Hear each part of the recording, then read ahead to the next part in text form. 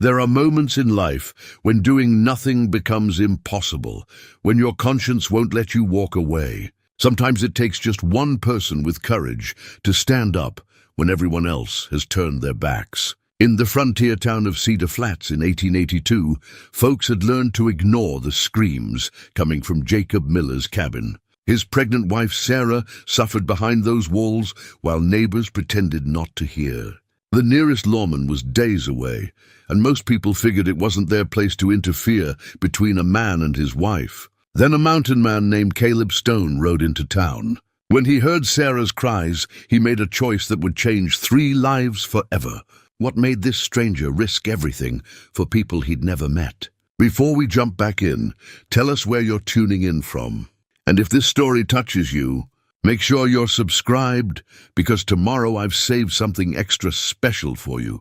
Caleb Stone had been riding for 3 days when the mountains finally released him into the flatlands. His pack horse carried the winter's worth of furs he'd trapped, along with the pelts of 2 wolves that had been foolish enough to challenge him near his cabin. At 47 years old, he still moved with the careful economy of a man who'd spent most of his life in places where a single mistake could mean death. The high country had been his home for 15 years now, ever since the fever took his wife Margaret and their daughter Emma in the span of a single terrible week. He'd buried them in the spring of 1867, sold the farm in Missouri, and headed west until the mountains swallowed him whole. For a long time, he'd wanted them to. But the mountains had other ideas.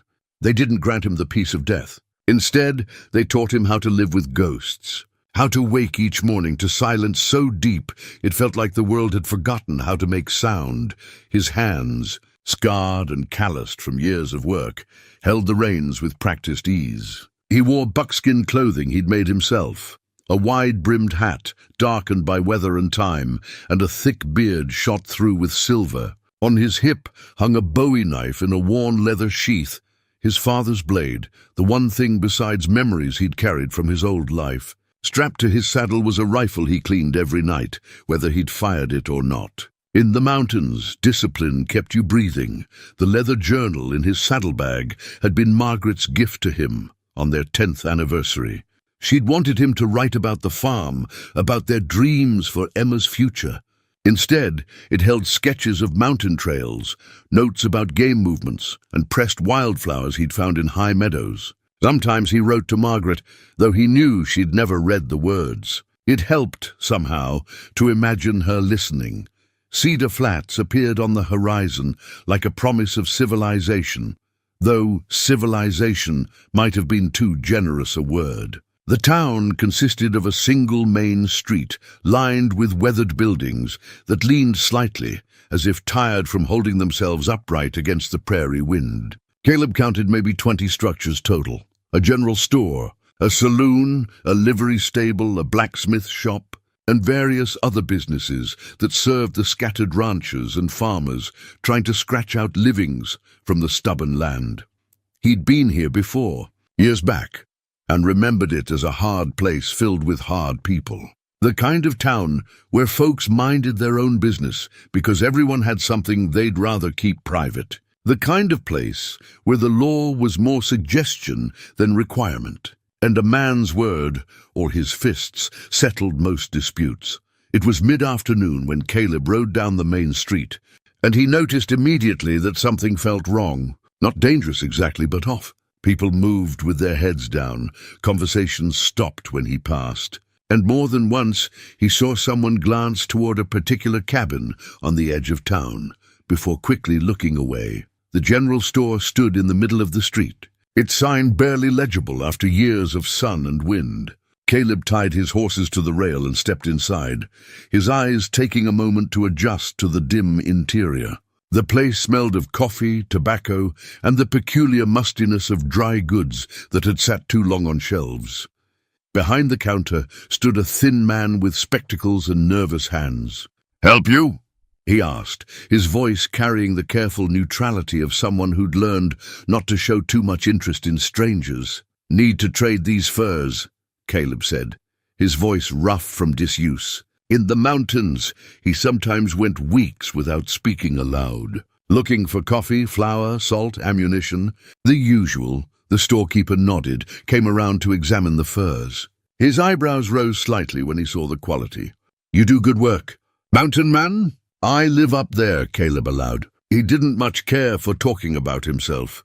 As they negotiated prices, two women entered the store. They stopped talking the moment they saw him, offered tight smiles to the storekeeper, and moved to the far end, whispering. Caleb caught fragments. Heard him again last night, and that poor girl, and ain't our business. The storekeeper's jaw tightened, but he said nothing. He finished the transaction quickly, helped Caleb load his supplies, and practically pushed him toward the door. Livery's down the street if you need stabling. Martha Jenkins runs the saloon if you need a room. We don't have much, but what we got, we share fair. Caleb studied the man's face, saw fear there and something else. Shame, maybe. Obliged, he said, and left. The livery stable was run by a weathered black man named Samuel, who'd come west after the war. He quoted a fair price for stabling the horses and didn't ask unnecessary questions, which Caleb appreciated. As Samuel led the animals to their stalls, Caleb noticed a young boy, maybe 12, mucking out stalls with fierce concentration. That's my grandson Timothy, Samuel said, catching Caleb's glance. Good boy. Works hard. Timothy looked up, met Caleb's eyes for just a moment, then returned to his work. Something in that brief glance told Caleb the boy was scared of something. Not him, something else. Caleb walked to the saloon as the afternoon stretched toward evening. The building was larger than most, 2 stories, with a painted sign that read Martha's Place in fading letters. Inside, the main room was surprisingly clean, with tables arranged neatly and a bar that gleamed with recent polishing. A woman in her 50s stood behind the bar, her grey hair pulled back severely, her eyes sharp and assessing. You'd be the mountain man who rode in, she said. It wasn't a question. Word travels fast in small towns. Just looking for a room and a meal, Caleb replied. Got both. $2 gets you a bed, breakfast, and dinner. Extra $1 if you want a bath drawn. Martha Jenkins studied him with the practiced eye of someone who'd spent decades judging character. You planning on trouble? No, ma'am. Just passing through to resupply, then heading back up. Something in his tone must have satisfied her, because she nodded. Room 3, top of the stairs. Supper's at 6. We serve stew on Tuesdays, and today's Tuesday, so you're in luck. As Caleb turned to head upstairs, Martha spoke again, her voice lower. You seem like a decent man. Decent men are in short supply around here lately. If you're smart, you'll keep to yourself, rest up and leave tomorrow. Caleb paused on the first step. That a warning or advice? Both, Martha said. This town's got troubles. Troubles that don't concern you. He nodded slowly and continued upstairs. The room was small but clean, with a narrow bed, a washstand and a window overlooking the main street. Caleb set his gear down, cleaned his rifle out of habit, and sat on the bed to wait for supper.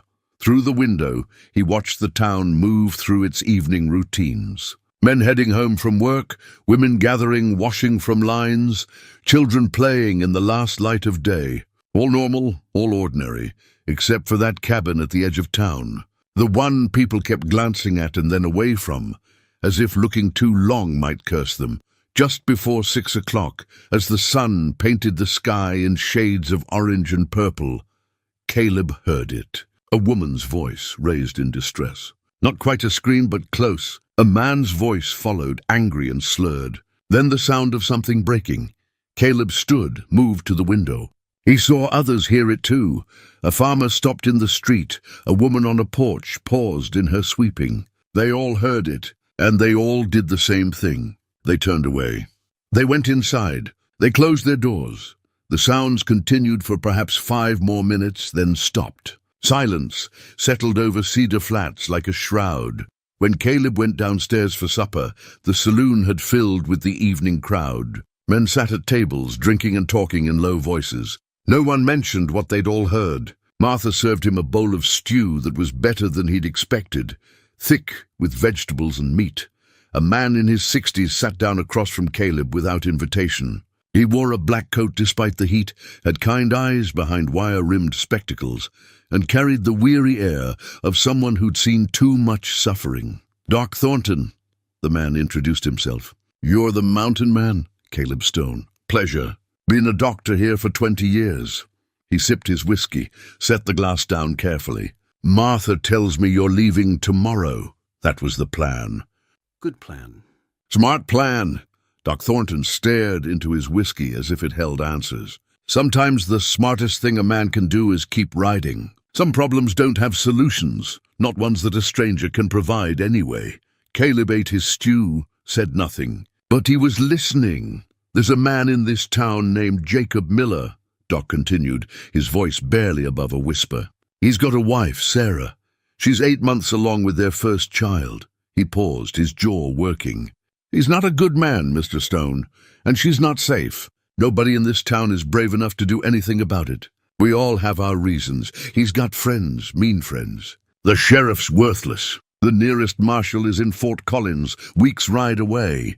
"Why are you telling me this?" Caleb asked. Doc Thornton met his eyes. "Because you look like a man who might still have some justice left in him. Most of us used it all up years ago, or maybe we never had much to begin with.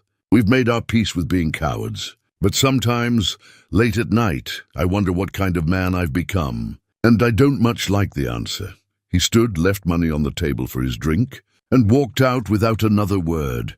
Caleb finished his stew in silence. Around him, the saloon filled with forced laughter and conversations that carefully avoided certain topics. He recognized it for what it was. A town in denial, a community that had traded its conscience for an easier life. He went back to his room, took out his journal, and wrote by lamplight. He wrote about Margaret and Emma, as he often did. He wrote about the long winter in the mountains. And then, for the first time in years, he wrote about choice. About the moments that define whether a man is truly living or just waiting to die. When he finally slept, his dreams were troubled by the sound of a woman's voice, crying out in the darkness while the world turned away. Tomorrow. He'd planned to leave, but sometimes plans change. Morning came too early, announced by roosters and the clatter of wagon wheels on the hard-packed street. Caleb woke with the sun, as he always did, and lay for a moment staring at the ceiling. The sounds from last night still echoed in his mind. That woman's voice, the breaking glass, the terrible silence that followed. He dressed slowly, strapped on his father's Bowie knife, and went downstairs. Martha had breakfast laid out, eggs, biscuits, coffee strong enough to strip paint. 3 other men sat at various tables eating in silence. None of them met Caleb's eyes. "Sleep well?" Martha asked, though her tone suggested she knew the answer. "Well enough." Caleb ate his breakfast, trying to convince himself that Doc Thornton's words were just the whiskey talking, that this town's problems weren't his concern. He had his supplies. His horses were rested. The mountains were waiting. After breakfast, he walked to the general store, intending to pick up one last item he'd forgotten: tobacco for the long nights ahead. The store was empty, except for the nervous storekeeper, who seemed relieved to see a customer with straightforward business. As Caleb was paying, voices rose outside. A man's voice, loud and aggressive, slurred even this early in the morning. "Get back inside, woman. Nobody wants to see your ugly face." Through the store window, Caleb saw them. A young woman, heavily pregnant, standing on the porch of the cabin at the edge of town. Even from this distance, he could see the bruises on her face, the way she held herself, small, trying to disappear. She wore a faded dress that had been mended many times, and in her hands she clutched something small and colorful. The man who followed her out was thick-bodied, maybe 35, with the red face and unsteady gait of someone who started drinking before breakfast and never really stopped. His clothes were dirty, his beard unkempt, and his eyes held a mean glint that Caleb recognized from his years in the war, the look of a man who enjoyed causing pain. "Jacob Miller," the storekeeper whispered, confirming what Caleb had already guessed.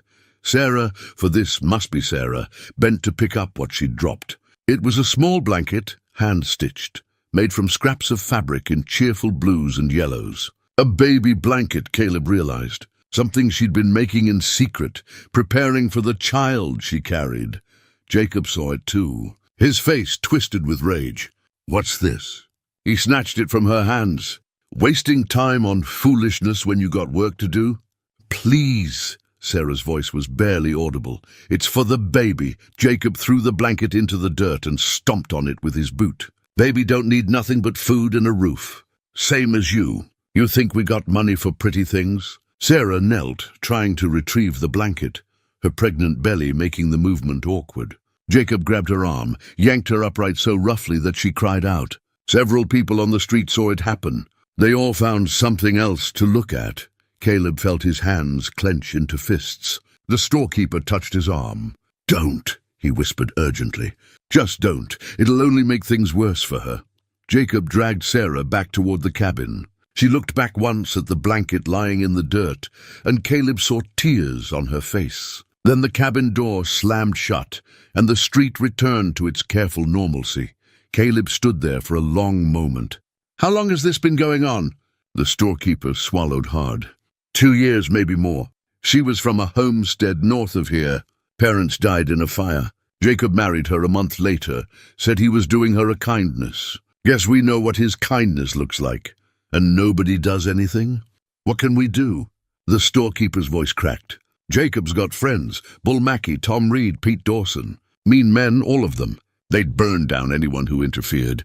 The sheriff, he's in Jacob's pocket. Gets free whiskey at the saloon Jacob owns on the north side. The law ain't gonna help her. Caleb picked up his tobacco, paid, and walked out. The morning sun was bright, the sky cloudless and blue. A beautiful day. He walked to where the blanket lay in the dirt, bent down, and picked it up. The stitching was careful, loving. Each piece of fabric had been chosen with care, sewn together with hope.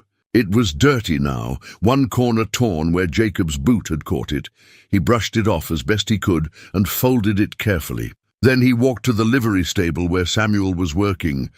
I need to keep the horses another day, Caleb said. Samuel studied his face. You heard something last night? Saw something this morning? Both. The older man nodded slowly. I was a slave once, Mr. Stone, down in Mississippi. I know what it's like when people stand by and watch suffering, because it's easier than getting involved. When I got free, I promised myself I'd never be that person who looks away. But I got a grandson to protect. Jacob and his boys, they'd hurt Timothy just to hurt me. I understand, Caleb said, and he did. Veer was a powerful thing, especially when it came to protecting family. He spent the rest of the morning walking the town, learning its layout.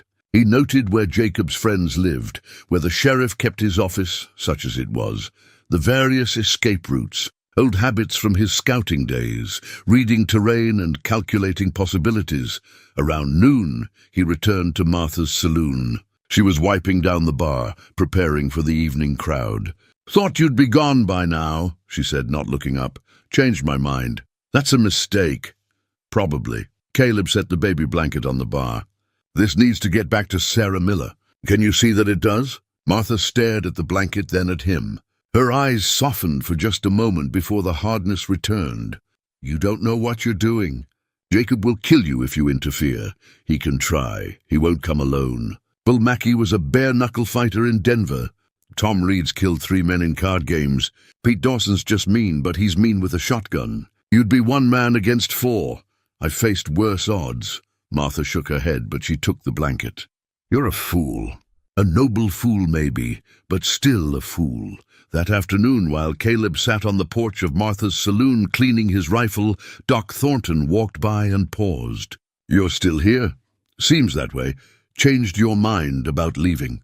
Changed my mind about a lot of things. Caleb looked up at the doctor. How's Sarah Miller's health? The baby? Doc's face went grim. As good as can be expected, given her circumstances. She's due in about a month, maybe less. But if Jacob keeps... He stopped, couldn't finish the sentence. What would she need? If someone were to help her? Safety first. Then rest, proper food, and medical attention. The baby's positioned wrong. Breech, I think. It'll be a difficult birth even under the best circumstances. Under current circumstances... Again, he couldn't finish. Caleb nodded. If things change, could you help her? Would you? Doc Thornton met his eyes, and something passed between them, an understanding. If things change, yes. I may be a coward, Mr. Stone, but I'm still a doctor. If someone gives me the chance to do the right thing, I'll take it. Good to know. As evening approached, Caleb returned to his room and sat by the window watching. He didn't have to wait long. Just after sunset, the sounds began again. This time they were worse. The crash of furniture breaking, Jacob's voice raised in incoherent rage, and Sarah's screams, terrified, desperate, begging him to stop, begging him to think of the baby. Caleb stood and looked out the window. People were closing their shutters, turning up their lamps to drown out the sounds. The town was performing its nightly ritual of pretending not to hear. Then came a sound that made his blood run cold. Sarah screamed, "The baby! You're hurting the baby!" More crashing, glass breaking, and Sarah's voice, higher now, panicked. "Please, God, no! The baby's not moving. Jacob, please." Caleb didn't remember making the decision. One moment he was at the window, the next he was moving. He strapped on his knife, grabbed his rifle, and headed for the stairs. Martha was at the bottom, her face pale. "Don't do this, please." "Can't stand by," Caleb said simply. "Not anymore. They'll kill you. Maybe, but I'll die knowing I tried." He walked past her out into the street. The sounds from the cabin were clearer now. Jacob's rage seemed boundless, fueled by whatever demons whiskey brought out in him. Sarah's cries had taken on a quality of pure terror, not for herself, Caleb realized, but for her child. He crossed the street, each step feeling weighted with consequence. Behind him, he heard doors opening slightly, people watching from darkened windows. The whole town was holding its breath. At the cabin door, Caleb paused for just a moment. Somewhere in his mind, Margaret's voice spoke to him, as it sometimes did in moments of importance. She'd always been the brave one, the one who'd stand up to injustice while he calculated the odds. "Sometimes, Caleb," she'd told him once, "the right thing is also the hard thing. That doesn't make it any less right." Inside, Sarah screamed again. The sound of a hand striking flesh was unmistakable. Caleb tried the door, locked. He stepped back and kicked it open with one powerful strike. The door crashed inward, slamming against the wall. The scene inside was worse than he'd imagined. The small cabin was a wreck, furniture overturned, dishes smashed, a chair broken into pieces. Sarah was in the corner, her arms wrapped protectively around her belly, blood running from her nose and a cut above her eye. Her dress was torn, and she was sobbing, trying to curl into herself despite her pregnant belly. Jacob Miller stood over her, his fist raised for another blow. He spun at the sound of the door breaking open, his face twisted with rage and drink. "Who the hell—" "Step away from her," Caleb said quietly. His voice carried the weight of absolute certainty, the tone of a man who had made peace with whatever came next. Jacob's eyes focused on him with difficulty. "This is my house. My wife, get out!" "Step away from her," Caleb repeated, not raising his voice. "I'll kill you." Jacob lunged at Caleb, fists swinging wildly. Caleb had faced drunken men before. They were dangerous because they felt no pain, but they were also slow and predictable. He sidestepped Jacob's rush, grabbed his arm, and used the man's momentum to send him crashing into the wall. Jacob roared, grabbed a broken chair leg, and swung it at Caleb's head. Caleb blocked it with his forearm, felt the impact, but ignored the pain. He drove his fist into Jacob's midsection once, twice, 3 times. The air went out of Jacob in a whoosh, and he dropped the chair leg. "Stay down," Caleb warned. Jacob didn't listen. He reached for a bottle on the floor, swung it at Caleb's head. Caleb caught his wrist, twisted, and the bottle fell. Then he delivered a single, precise punch to Jacob's jaw. The man's eyes rolled back, and he collapsed to the floor, unconscious. The cabin fell silent except for Sarah's ragged breathing. Caleb turned to her slowly, carefully, keeping his hands visible. She was looking at him with wide, terrified eyes, trembling. "Sarah," he said gently, "my name is Caleb Stone. I'm not going to hurt you. I'm here to help." She didn't move, just stared at him like a trapped animal. "I need to get you to the doctor. You're bleeding, and we need to make sure the baby's all right." He took a slow step toward her, keeping his voice calm and even. "Will you let me help you?" Sarah looked down at her belly, touched it gently. Tears streamed down her face. "I can't feel the baby moving," she whispered. "He hit me in the stomach." "I can't feel. Then we need to go now." Caleb knelt down, making himself less threatening. "Will you trust me? Just for tonight?" Sarah looked at him for a long moment, searching his face. Whatever she saw there must have reassured her, because she nodded slowly. "Please, please help my baby." Caleb helped her to her feet as gently as he could. She was shaking badly, going into shock. He removed his coat and wrapped it around her shoulders. "Can you walk?" "I think so." They made it to the door. Outside, the street was no longer empty. A crowd had gathered at a safe distance, watching. Martha stood at the front, her face unreadable. Doc Thornton was already hurrying toward them, medical bag in hand, but so were others. 3 men stood near the saloon, and even in the darkness, Caleb recognized the threat in their postures. "Jacob's friends had arrived. That's Bull Mackey, Tom Reed, and Pete Dawson," Martha said quietly as she reached them. "They're not going to let this go." "Let them try," Caleb said. He looked at the gathered crowd. "This woman needs a doctor. Anyone have a problem with that?" No one spoke. The 3 men glared but didn't move. Not yet. Doc Thornton reached them, took one look at Sarah's face, and his expression hardened. "Get her to my office, now." Together, Caleb and the doctor helped Sarah down the street. Every step felt like a mile, waiting for violence to erupt. But they made it to Doc's office, a small building attached to his home, and got Sarah inside.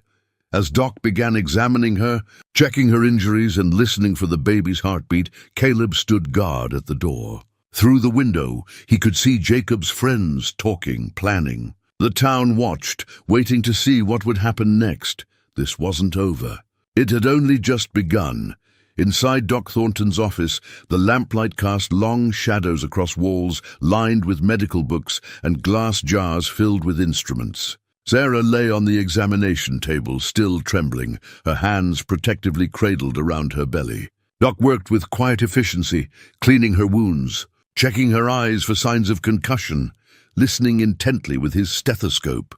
Caleb stood by the door, his father's Bowie knife now visible on his hip.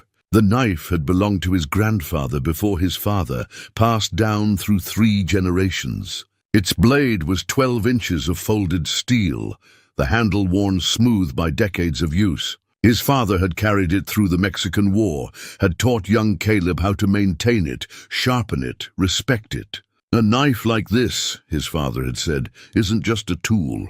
It's a responsibility. You draw it, you'd better have good reason." Tonight felt like good reason. Through the window, Caleb could see Jacob's 3 friends still gathered in the street. Bull Mackey was the largest, a thick-necked brute with arms like tree trunks and a face that looked like it had stopped too many fists. Tom Reed was thinner, dressed better, with the calculating eyes of a man who saw every interaction as a potential advantage. Pete Dawson kept touching the shotgun he carried, nervous energy making him pace. "How is she?" Caleb asked without turning from the window. Doc Thornton was quiet for a moment longer, then straightened up. 3 cracked ribs, I think. Definitely a concussion. That cut above her eye will need stitches. The nose isn't broken, thankfully." He paused. "The baby," Sarah made a small sound of distress. "The baby has a strong heartbeat," Doc continued quickly. "I can feel movement. I think the shock and pain made it go still for a while, but it's moving now. The positioning is still breech, which worries me for the delivery, but as far as I can tell, the child wasn't seriously harmed." Sarah's sob of relief filled the room. "Thank God, oh, thank God. But you need rest," Doc said firmly. "Complete rest. No stress, good food, and absolutely no more violence. Another beating like this could kill both of you." "She can't go back there," Caleb said. "It wasn't a question." "No," Doc agreed. "She absolutely cannot." "Then where does she go?" Sarah's voice was small, frightened. "I have nowhere. No family, no money." "Jacob," she stopped, fear crossing her face. "He'll come for me. He always said if I tried to leave, he'd hunt me down." "He meant it. Let him try," Caleb said quietly. Doc finished stitching the cut above Sarah's eye, then helped her sit up slowly. "Martha has a spare room above the saloon. It's not much, but it's clean and safe. Martha's tougher than she looks, and she's got a shotgun she knows how to use. Will she take me in?" Sarah asked. "I can't pay." "Martha will do the right thing," Doc said with certainty. "Let me talk to her." As if summoned, Martha appeared at the door, letting herself in without knocking. She took one look at Sarah's bandaged face and set her jaw. "I've got the room ready. Clean sheets, water basin, and I made some broth. Girl looks like she hasn't eaten properly in months." "I couldn't," Sarah began. "I don't want to bring trouble." "Trouble's already here," Martha interrupted. "Has been for 2 years, while we all pretended not to see it. Maybe it's time we stop pretending." She looked at Caleb. "Jacob's friends are working themselves up to something. Bull's talking loud about property rights and a man's sovereignty over his wife. Tom's more practical. He's worried about precedent, about what happens if folks start interfering in each other's business. Pete's just waiting to see which way the wind blows." "And Jacob?" Caleb asked. "Still unconscious in his cabin, last I heard. But he won't stay that way forever." Doc helped Sarah to her feet. She swayed, and Caleb moved to steady her, but she flinched at his approach. He stopped immediately, keeping his distance. She noticed, seemed to understand that he was giving her space, and some of the fear in her eyes eased. "I'm sorry," she whispered. "It's just, men have only ever hurt me." "No apology needed," Caleb said gently. "You take the time you need to feel safe." They made their way to Martha's saloon, a small procession that felt like a statement. Several townspeople watched from windows. Caleb noticed some faces showing approval, others fear, still others calculation. The town was deciding which side to be on, or whether to have a side at all. Martha's spare room was on the second floor, away from the noise of the saloon below. It was small but comfortable, with a bed, a chair, and a window that overlooked the side street rather than the main thoroughfare. Martha had indeed prepared broth along with bread and cheese. "You eat," Martha instructed Sarah, "then you sleep. Doc will check on you tomorrow. And if anyone tries to get up these stairs who shouldn't, they'll find I'm not as hospitable as I appear." Sarah's eyes filled with tears. "Why are you helping me? You don't even know me." Martha's face softened. "I had a daughter once. She married young, against my advice. Her husband had a mean streak hidden behind a charming smile. By the time we realized what he was, it was too late. She died giving birth to his child. The baby died too. I spent years wishing I'd done something, said something, acted somehow." She touched Sarah's hand gently. "I won't make that mistake twice." After Martha left, Doc checked Sarah once more, left her some laudanum for the pain, and followed Caleb back downstairs. The saloon was fuller now. The evening crowd arrived. Every conversation stopped when they appeared. Doc walked to the bar, and Caleb followed. "Whiskey," Doc told Martha. 2 glasses. They drank in silence for a moment. Then a voice called out from across the room. "That woman's Jacob Miller's wife. You got no right keeping her here." Caleb turned to see Bull Mackey standing near the door, Tom Reed and Pete Dawson flanking him. The 3 men had entered while he'd been upstairs. "She's a free woman who chose to leave," Martha said firmly. "Last I checked, this is still America, where people have that right." "Marriage is a contract," Tom Reed said smoothly. "Binding legal contract. She belongs to Jacob." "People don't belong to people," Doc said quietly. "We fought a war about that." Bull Mackey's face reddened. "You calling us slavers?" "I'm saying a woman has the right to be safe in her own home," Doc replied. "And if her home isn't safe, she has the right to leave. Jacob's gonna want his wife back," Pete Dawson said, his hand resting on his shotgun. "We're here to make sure that happens." Caleb set his whiskey glass down carefully and turned to face the 3 men. His hand didn't move toward his knife, but everyone in the room was suddenly aware of its presence on his hip. "Sarah stays here," Caleb said simply. "She's under protection now, your protection." Bull Mackey laughed, but there was no humor in it. "You're one man, stranger. One old mountain man who should have kept riding this morning." "Maybe," Caleb allowed. "But I'm the man standing between you and that woman.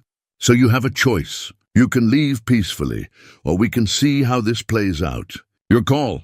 The tension in the room was thick enough to cut. Other patrons had backed away, giving the confrontation space. Martha's hand disappeared below the bar, doubtless reaching for that shotgun she'd mentioned. Tom Reed studied Caleb with calculating eyes. "You're making enemies, friend. Powerful enemies. Over a woman you don't even know." "I know enough," Caleb said. "I know she's 8 months pregnant. I know she's been beaten regularly. I know her husband is a coward who hits women. That's all I need to know. Noble sentiments, Tom said. But nobility doesn't stop bullets. Neither does talk, Caleb replied evenly. So either make your move or get out. For a long moment the three men stood there, weighing their options. Bull wanted to fight. That was clear in his clenched fists and red face. Pete was scared, his hand trembling on his shotgun. Tom was thinking, calculating odds and consequences. Finally, Tom Reed spoke. This isn't over. Jacob's our friend. We look after our own. So do I, Caleb said. The three men left, but their departure felt more like a retreat before a larger battle. As soon as they were gone, the saloon erupted in conversation. Doc finished his whiskey in one gulp. You've done it now. Jacob's not just going to let this go. When he wakes up and finds his wife gone, finds you're the one who took her, he'll come after you with everything he has. Let him come. You don't understand, Doc said urgently. Jacob's not just a drunk and a bully. He's connected. He runs illegal whiskey from a still up north. Half the county's sheriffs look the other way because he pays them off. He's got 20 men he can call on if he needs them. You're one man with a knife. I've got more than a knife, Caleb said quietly. He touched the Bowie knife's handle, feeling its familiar weight. I've got the knowledge that I'm doing what's right. That counts for something. Does it count for enough? Doc asked. Against 20 men? Caleb thought of Margaret and Emma, of the helplessness he'd felt watching fever take them while he could do nothing. He thought of 15 years in the mountains, running from the world because living in it hurt too much. He thought of Sarah's terrified face, her hands protecting her unborn child. It'll have to, he said simply. A young boy appeared at the saloon door. Timothy, Samuel's grandson from the livery. His eyes were wide, frightened. Mr. Stone, my grandpa sent me. Says Jacob Miller's awake and gathering men. Says you should know they're coming. The saloon went quiet. Martha came out from behind the bar. We can barricade the doors. Won't help. Tom Reed had said Jacob could call on 20 men, and if even half showed up, they'd overwhelm any defense the saloon could mount. Caleb looked at the faces around him. Doc Thornton, Martha Jenkins, young Timothy and others. Regular people who'd spent 2 years pretending not to see Sarah's suffering. He could see them wrestling with their consciences now, deciding whether redemption was worth the risk. Anyone who wants to leave, leave now, Caleb said clearly. This isn't your fight. I'm the one who broke into Jacob's cabin. I'm the one he'll want to kill. No shame in walking away. No one moved. Doc Thornton cleared his throat. I'm tired of being a coward. I'm staying, Martha nodded. This is my saloon. I don't run from fights in my own establishment. A farmer Caleb had seen earlier stood up. Name's Henry Porter. Got a wife and 3 kids. Been watching Sarah Miller suffer for 2 years and telling myself it wasn't my business. His face was grim. I'm done telling myself that. I'll stand with you. 2 more men stood, brothers named Jack and William Hayes, who ran a small ranch outside town. We're in, Jack said simply. Caleb felt something shift in his chest. For 15 years he'd been alone because he chose to be. Now facing the hardest fight of his life, he found he wasn't alone at all. All right then, he said. We need to prepare. Jacob's coming for Sarah, but he's not getting her. Everyone agreed. They were. Then let's get to work. Dawn arrived with the kind of clarity that made everything feel sharper, more real. Caleb had spent the night taking shifts with Henry and the Hayes brothers, watching the street for any sign of Jacob's approach. But the attack hadn't come. Not yet. Sarah had slept fitfully, the laudanum helping but unable to completely ease her pain. When Martha brought her breakfast, she found Sarah sitting by the window, holding something small and golden in her palm. What's that? Martha asked gently. Sarah opened her hand to reveal a simple gold wedding ring. I've been thinking about it all night, she said quietly.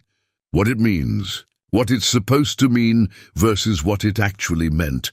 The ring had been her mother's, passed down when Sarah married Jacob. She'd believed then that marriage meant safety, partnership, building a life together. Instead, it had meant fear, pain, and isolation. Jacob gave me this on our wedding day, Sarah continued, her voice distant. Told me I was his now, that he'd take care of me. I was so grateful. I had nothing, no family, no home, no prospects. He seemed like a gift from God. She laughed bitterly. Some gift. Martha sat down beside her. You couldn't have known, couldn't I? Sarah touched her bruised face. There were signs. Small things at first. The way he'd grip my arm too hard. How he'd get angry over nothing. But I told myself I was imagining it, that I should be grateful someone wanted me at all. She stood up slowly, wincing at the pain in her ribs, and walked to the wash basin. For a long moment she stared at the ring. Then deliberately she removed it from her finger and set it on the table. I'm not his anymore, she said firmly. I'm my own. And this baby, she touched her belly tenderly, this baby is going to grow up knowing that freedom is worth fighting for. That you don't have to accept cruelty just because it comes wrapped in the word family. Martha picked up the ring, examined it. This is real gold. You could sell it, get money for when the baby comes. I don't want anything from him, Sarah said. Not his name, not his ring, not his claim on me or my child. Let it rust for all I care. Martha pocketed the ring anyway. We'll talk about it later. For now, you need to eat. Downstairs, Caleb was conferring with Doc Thornton and the others who'd stayed through the night. They'd barricaded the back door, positioned themselves to watch all approaches, and inventoried their weapons. It wasn't much. A few rifles, Martha's shotgun, Caleb's bowie knife, and whatever improvised weapons they could gather. Jacob's taking his time, Henry Porter said nervously. That worries me more than if he'd come right away.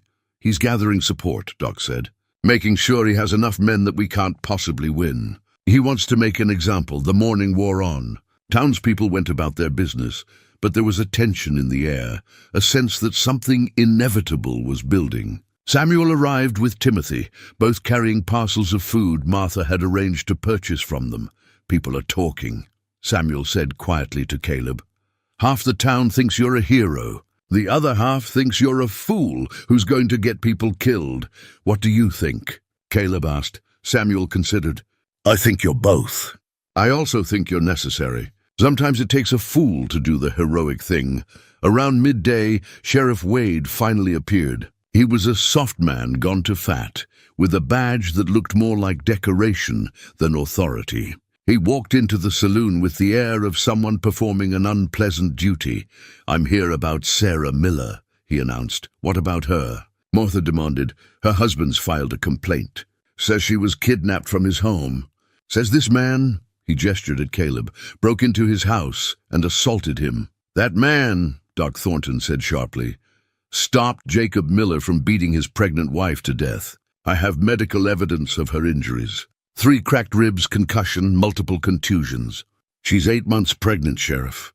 8 months, and he was hitting her in the stomach. Wade shifted uncomfortably. Domestic disputes aren't really law matters. What happens between a man and his wife is attempted murder when he's trying to kill her and their unborn child. Caleb interrupted. I don't care what you call it, Sheriff. I'm not letting her go back to that. You're interfering with a marriage contract, Wade said, but his voice lacked conviction. Jacob has legal rights. So does Sarah, Martha said fiercely. The right to live? The right to protect her child? Or do those not count? Wade looked around the room at the assembled faces, all of them hostile, all of them ready to defend Sarah. He seemed to deflate. Look, I'm just trying to keep the peace. Jacob's got a lot of friends. If this escalates, then let it escalate, Henry Porter said. We're not backing down. Wade left without another word, and they all knew what it meant. The law, such as it was, had chosen its side. They were on their own.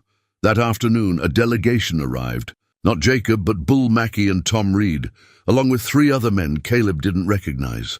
They stood in the street outside the saloon, making no move to enter, but making their presence known. Caleb went out to meet them, his hand resting casually near his knife. We're here with a proposal, Tom Reed said. He'd positioned himself as the spokesman, the reasonable voice. Jacob's willing to let bygones be bygones if Sarah comes back. No harm to you or anyone who helped her. We all just forget this happened. And Sarah? Caleb asked. What happens to her? She's Jacob's wife. She goes back where she belongs. To be beaten again? To risk her life and her baby's life? Tom shrugged. That's between husband and wife. Not our business. Not yours either. I'm making it my business. Bull Mackey stepped forward. You got no right. She's his property. She's a human being, Caleb interrupted. Not property, and she's made her choice. She's not going back. Then you're choosing war, one of the other men said. He was young, maybe 25, with the eager eyes of someone who'd never really been tested. Jacob's got 15 men ready to ride. You got what, 5, 6? You can't win this. Maybe not, Caleb said calmly. But we'll make you pay for every inch. And when it's over, when the dust settles and the marshal from Fort Collins finally arrives to investigate why there's bodies in the street, you'll all hang. Because what you're defending isn't a man's rights, it's attempted murder. And the law eventually catches up. Tom Reed's face tightened. He was smart enough to see the logic, to understand that even if they won the immediate fight, they might lose the larger war. You're bluffing. No marshal's coming. Doc Thornton sent a telegram 2 days ago, Caleb lied smoothly. Marshal Hayes is already on his way.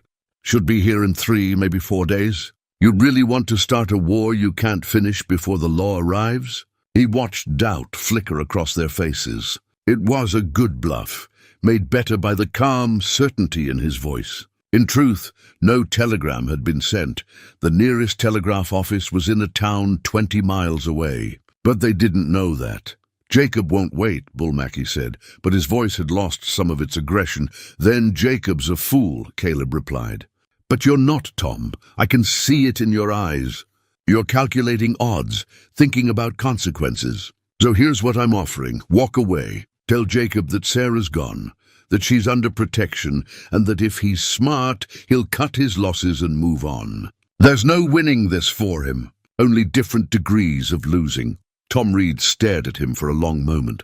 Then he turned and walked away, the others following. Bull Mackey looked like he wanted to argue, but Tom's departure made the decision for him. Inside the saloon, Doc Thornton let out a breath he'd been holding. That was well played. But they'll be back. I know, Caleb said. But we bought time. Time for people to think, to let fear cool into reason. Sarah appeared at the top of the stairs, moving carefully. She'd heard everything. You lied for me. About the marshal. I did. Why? You could have let me go back. Ended this cleanly. Caleb looked at her, this young woman with bruises on her face and a child growing inside her, who'd had every reason to give up hope, but somehow hadn't. Because giving up on you would be giving up on the idea that people matter more than peace. And I've spent too many years giving up on things that matter. That evening, as the sun set, a remarkable thing happened. People started arriving at the saloon, not to drink or socialize, but to help. A widow named Mrs. Chen brought blankets and food. The blacksmith, a Swedish man named Lars, arrived with tools to reinforce the doors. 3 more farmers came, saying they'd stand watch through the night. We've been ashamed too long, one of them said simply. Time we did right. Sarah sat in her room, overwhelmed by the support from people who'd been strangers yesterday. Martha sat with her, holding her hand. Why now? Sarah asked. Why didn't anyone help before? Because we were waiting for someone else to be brave first, Martha admitted. That's the truth of it. We all knew what was happening. We all felt guilty. But fear's a powerful thing, and it's easier to live with guilt than risk yourself. Then Caleb came along and showed us it was possible to stand up. Sometimes that's all it takes. One person willing to go first. Sarah touched her belly, felt the baby moving strongly now. I want my child to grow up in a world where people don't wait, where they act when they see wrong. Then we'd better make sure your child has that chance, Martha said. Caleb spent the evening preparing. His military training from years ago came back like muscle memory, checking sight lines, planning escape routes, positioning defenders where they'd be most effective. Henry Porter watched him work with growing respect. You've done this before, Henry observed. More than just mountain living. I was a scout in the Indian Wars, Caleb admitted. Long time ago. Different life. Why'd you leave it? Caleb was quiet for a moment. Lost too many good men to bad orders? Started to wonder what we were really fighting for. Then I went home and found something worth fighting for. My wife and daughter. When they died, I lost my reason to fight at all. And now, Caleb looked toward the stairs, where Sarah's room was. Now I remember what it feels like to protect something that matters. As night fell, Caleb took out his journal and wrote by lamplight. He wrote about Sarah, about the town finding its conscience, about the strange way life sometimes gives you second chances when you least expect them. He wrote about Margaret and Emma, telling them about this pregnant woman who reminded him why he'd fallen in love with Margaret in the first place, her fierce protection of the vulnerable, her refusal to look away from injustice. Around midnight, Timothy came running with news from his grandfather. "Mr. Stone, Jacob's at the saloon on the north side. He's drunk and making threats. Says he's come in at dawn with everyone he can gather. Says he's going to burn this place down if he has to." The moment of truth was coming. Caleb looked at the people who'd chosen to stand with him, ordinary folks who'd found extraordinary courage. He thought about the odds, about the very real possibility that come dawn, some of them might die. "Anyone who wants to leave can leave," he said again. "No judgment, no shame." No one moved. "Then we prepare," Caleb said. "And we make damn sure that when Jacob comes, he finds we're not as easy to break as he thinks." Doc Thornton raised his glass. "To standing up when it matters." They all drank to that. To courage found late, but found nonetheless. To the idea that it's never too late to do the right thing. And to the hope that sometimes, against all odds, the good guys win. Sarah watched from her window as the defenders prepared. She held the baby blanket that Martha had cleaned and returned to her, her fingers tracing the careful stitches she'd made with love and hope. Tomorrow would bring violence. Tomorrow might bring death. But tomorrow would also bring the dawn, and with it, the chance for a new beginning. She touched her belly and whispered to the child within, "Your mother's not alone anymore, little one. We've got people fighting for us. Real people, brave people. And whatever happens tomorrow, you should know you're already loved by more than just me. You're loved by a whole town that finally found its soul." Outside, Caleb Stone stood watch under the stars, his father's knife at his side, and prepared for the battle to come. Dawn came with fire, not the metaphorical kind, but real flames licking at the back of Martha's saloon. Smoke beginning to curl through the gaps in the boards. Caleb smelled it first, his mountain-trained senses alerting him before the smoke became visible. He woke the others with urgent whispers, and chaos erupted in controlled fashion. "Water!" Martha shouted, already moving. "Before it spreads." While half the defenders rushed to fight the fire with buckets from the well, Caleb understood immediately what was happening. This was a diversion, a tactical move to split their forces and create confusion. Jacob might be a drunk and a coward, but someone advising him new strategy. "Henry, take 3 men and keep watch on the front," Caleb ordered. "This is a feint." He was right. As townspeople rushed to help fight the flames, Bull Mackey crashed through an upstairs window at the side of the building, the one that led to the hallway near Sarah's room. He'd climbed up while everyone was distracted, using a ladder that had been positioned earlier in the darkness. Sarah heard the glass breaking and screamed. She grabbed the small knife Caleb had given her, barely more than a letter opener, and held it with shaking hands. Her heart pounded as Mackie's huge form squeezed through the window, blocking her escape route to the stairs. "Time to go home, Mrs. Miller," Mackie said, advancing on her. "Jacob's waiting." "I'll die first," Sarah said, surprising herself with the strength in her voice. She thought of her baby, of Martha's kindness, of Caleb risking everything for someone he didn't even know. She thought of 2 years of accepting blows because she believed she had no choice. Not anymore. When Mackie lunged for her, she didn't freeze. She drove the small knife forward, catching him in the forearm. It wasn't deep, the blade was too small, but it was enough to make him roar with pain and surprise. "You little—" He swung his meaty fist. But Sarah ducked, her pregnant belly making her clumsy, but determination making her quick. She screamed again, louder this time. Caleb heard her. He abandoned the fire and raced upstairs, taking the steps 3 at a time. He reached the hallway just as Mackie grabbed Sarah by the hair and dragged her toward the broken window. "Let her go!" Caleb's voice cut through the chaos. Mackie turned, Sarah still in his grip, and grinned. "Come make me, old man." The hallway was narrow, maybe 4 feet wide, with Sarah's room at one end and the stairs at the other. Not much room to maneuver.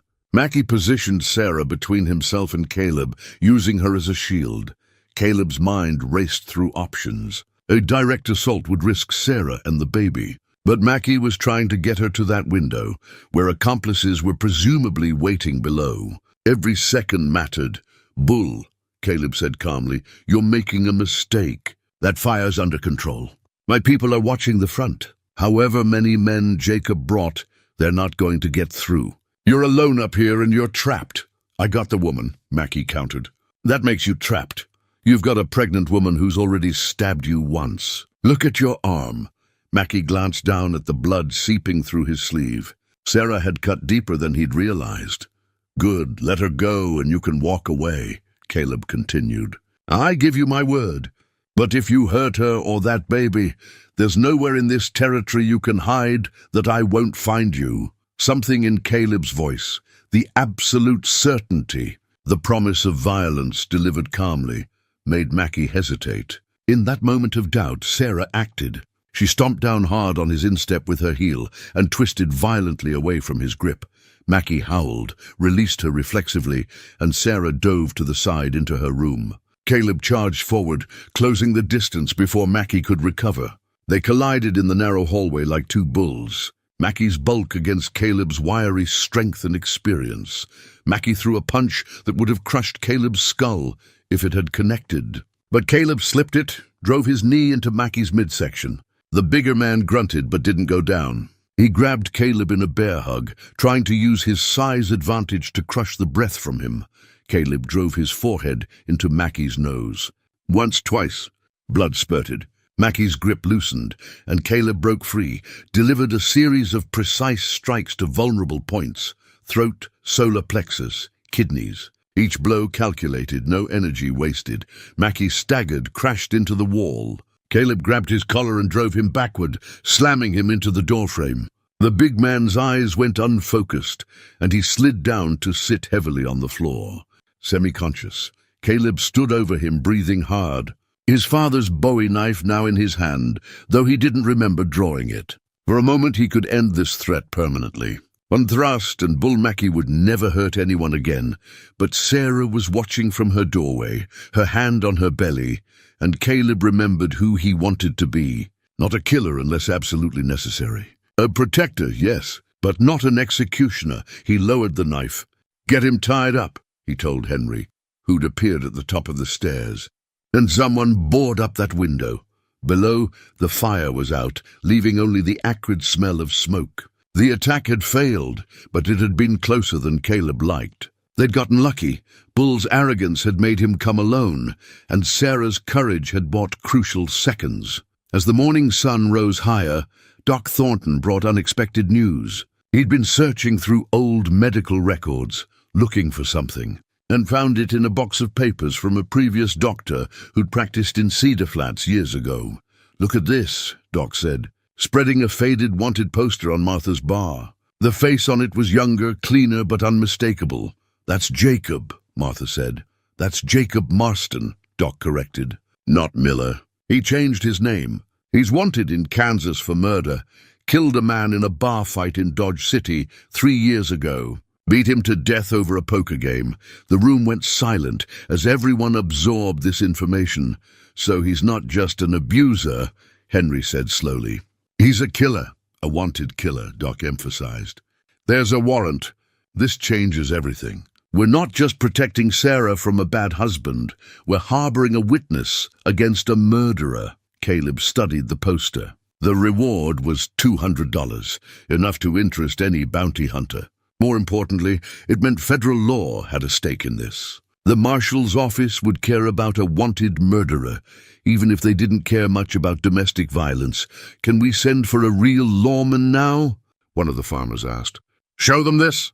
"The nearest federal marshal is in Fort Collins," Doc said. 4 days' ride, maybe 5. "We'd need to send someone who could get through Jacob's men watching the roads." "I'll go," young Timothy volunteered. His voice cracked on the words, but his determination was clear. "I'm small fast. I can slip past them on the back trails my grandpa showed me. Samuel appeared in the doorway, having heard his grandson's offer. No, too dangerous. Grandpa, you taught me those trails so I could help when it mattered, Timothy argued. This matters. That lady up there needs help. Her baby needs help. I can do this. The debate was heated but brief. Time was critical. Every hour they delayed was another hour Jacob had to gather forces or flee. Finally, with great reluctance, Samuel agreed. Doc wrote out a detailed message explaining the situation, included the wanted poster, and sealed it with wax. Give this directly to Marshal Hayes. No one else. You understand? Timothy nodded solemnly, tucked the package inside his shirt. I'll ride fast and careful, promise. Caleb walked with the boy to the livery stable. As Timothy prepared his fastest horse, Caleb pressed a silver dollar into his hand. That's for you, for being brave. Your grandfather's proud, even if he's too scared to say it, Mr. Stone. Why are you doing all this? For a woman you don't even know? Caleb was quiet for a moment, watching the boy check his saddle. I had a daughter once. She'd be about Sarah's age now, if she'd lived. Sometimes I think about what kind of world I'd want her to grow up in. A world where people help each other, where men like Jacob don't get away with cruelty just because everyone's too scared to stop them. He met Timothy's eyes. You riding to Fort Collins? That's the kind of courage that makes the world better. Don't ever forget that. Timothy rode out just after sunrise, taking the eastern trail that wound through rough country few people traveled. Within an hour he was out of sight, and all they could do was hope he'd make it through. Back at the saloon, Sarah was shaken but resolute. He tried to take me, she said to the gathered defenders. Bull Mackey tried to drag me back. If I'd been alone, if Caleb hadn't been here, she couldn't finish the sentence. But you weren't alone, Martha said firmly. And you fought. You drew blood. That took strength. I was terrified. Courage isn't not being scared, Caleb said. It's being scared and acting anyway. You did that.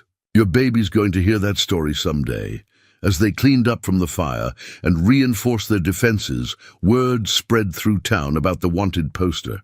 The revelation that Jacob Marston was a murderer on the run changed calculations. Some who'd been sympathetic to his cause, believing in a man's right to his wife, now saw him for what he truly was, a violent criminal. More people came forward to help.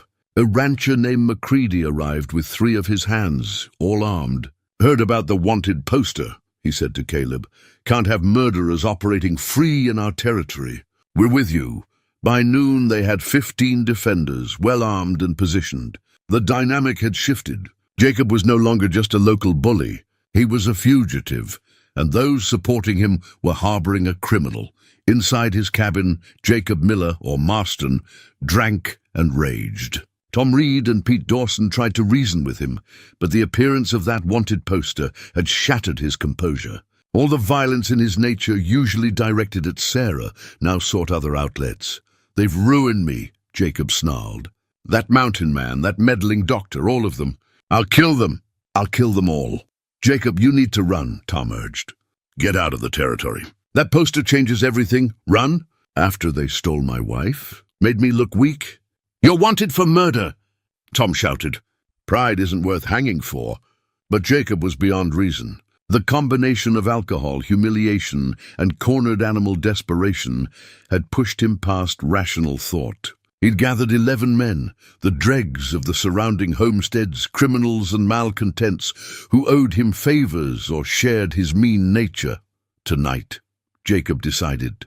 We hit them tonight. Kill anyone who resists. Burn the place if we have to. I want my wife back, and I want that mountain man dead. As the day wore on toward evening, both sides prepared for the confrontation everyone knew was coming. The town of Cedar Flats, which had spent years avoiding conflict, now found itself the stage for a battle that would determine not just Sarah's fate, but the soul of the community itself. Caleb cleaned his rifle, sharpened his father's bowie knife, and thought about the strange path that had led him here. 3 days ago, he'd been alone in the mountains, convinced his life held no more purpose than survival. Now he was preparing to defend a pregnant woman and possibly die doing it. Margaret would have approved, he thought. She'd always said the measure of a man wasn't what he did when it was easy, but what he chose when it was hard. He took out his journal and wrote what might be his final entry.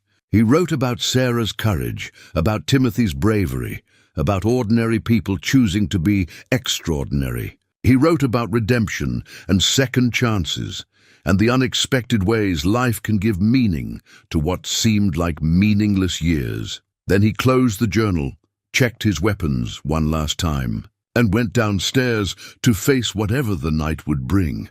The attack came at midnight, just as Caleb had predicted. Not a direct frontal assault, but something more cunning and more desperate. Jacob and his men set fire to the back of the saloon again, but this time with real commitment, using lamp oil to ensure it would spread quickly. The flames caught fast, turning the rear wall into a sheet of orange heat, but Caleb had learned from the first attempt. He'd positioned men with water barrels and wet blankets at strategic points. As the fire roared to life, his defenders moved with practiced efficiency, containing it before it could spread to the main structure. That's when the real assault began. Jacob and his men charged the front door, 11 against 15 in darkness, with desperation making them bold. The street erupted in violence. Gunfire cracked the night air. Men shouted. Glass shattered. The peaceful frontier town became a battlefield, and families huddled in their homes, praying for it to end. Inside the saloon, Caleb had positioned his defenders carefully.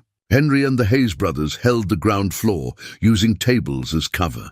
Macready and his ranch hands defended the stairs. Doc Thornton, despite his age and profession, held a rifle with steady hands.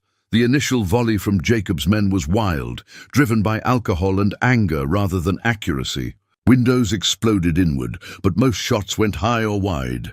The defenders' return fire was more measured, more precise. One of Jacob's men went down screaming, shot through the thigh. Another stumbled back, clutching a shattered shoulder. The assault faltered as the attackers realized this wasn't going to be the easy victory Jacob had promised. "Pull back!" Tom Reed shouted, showing more sense than his employer.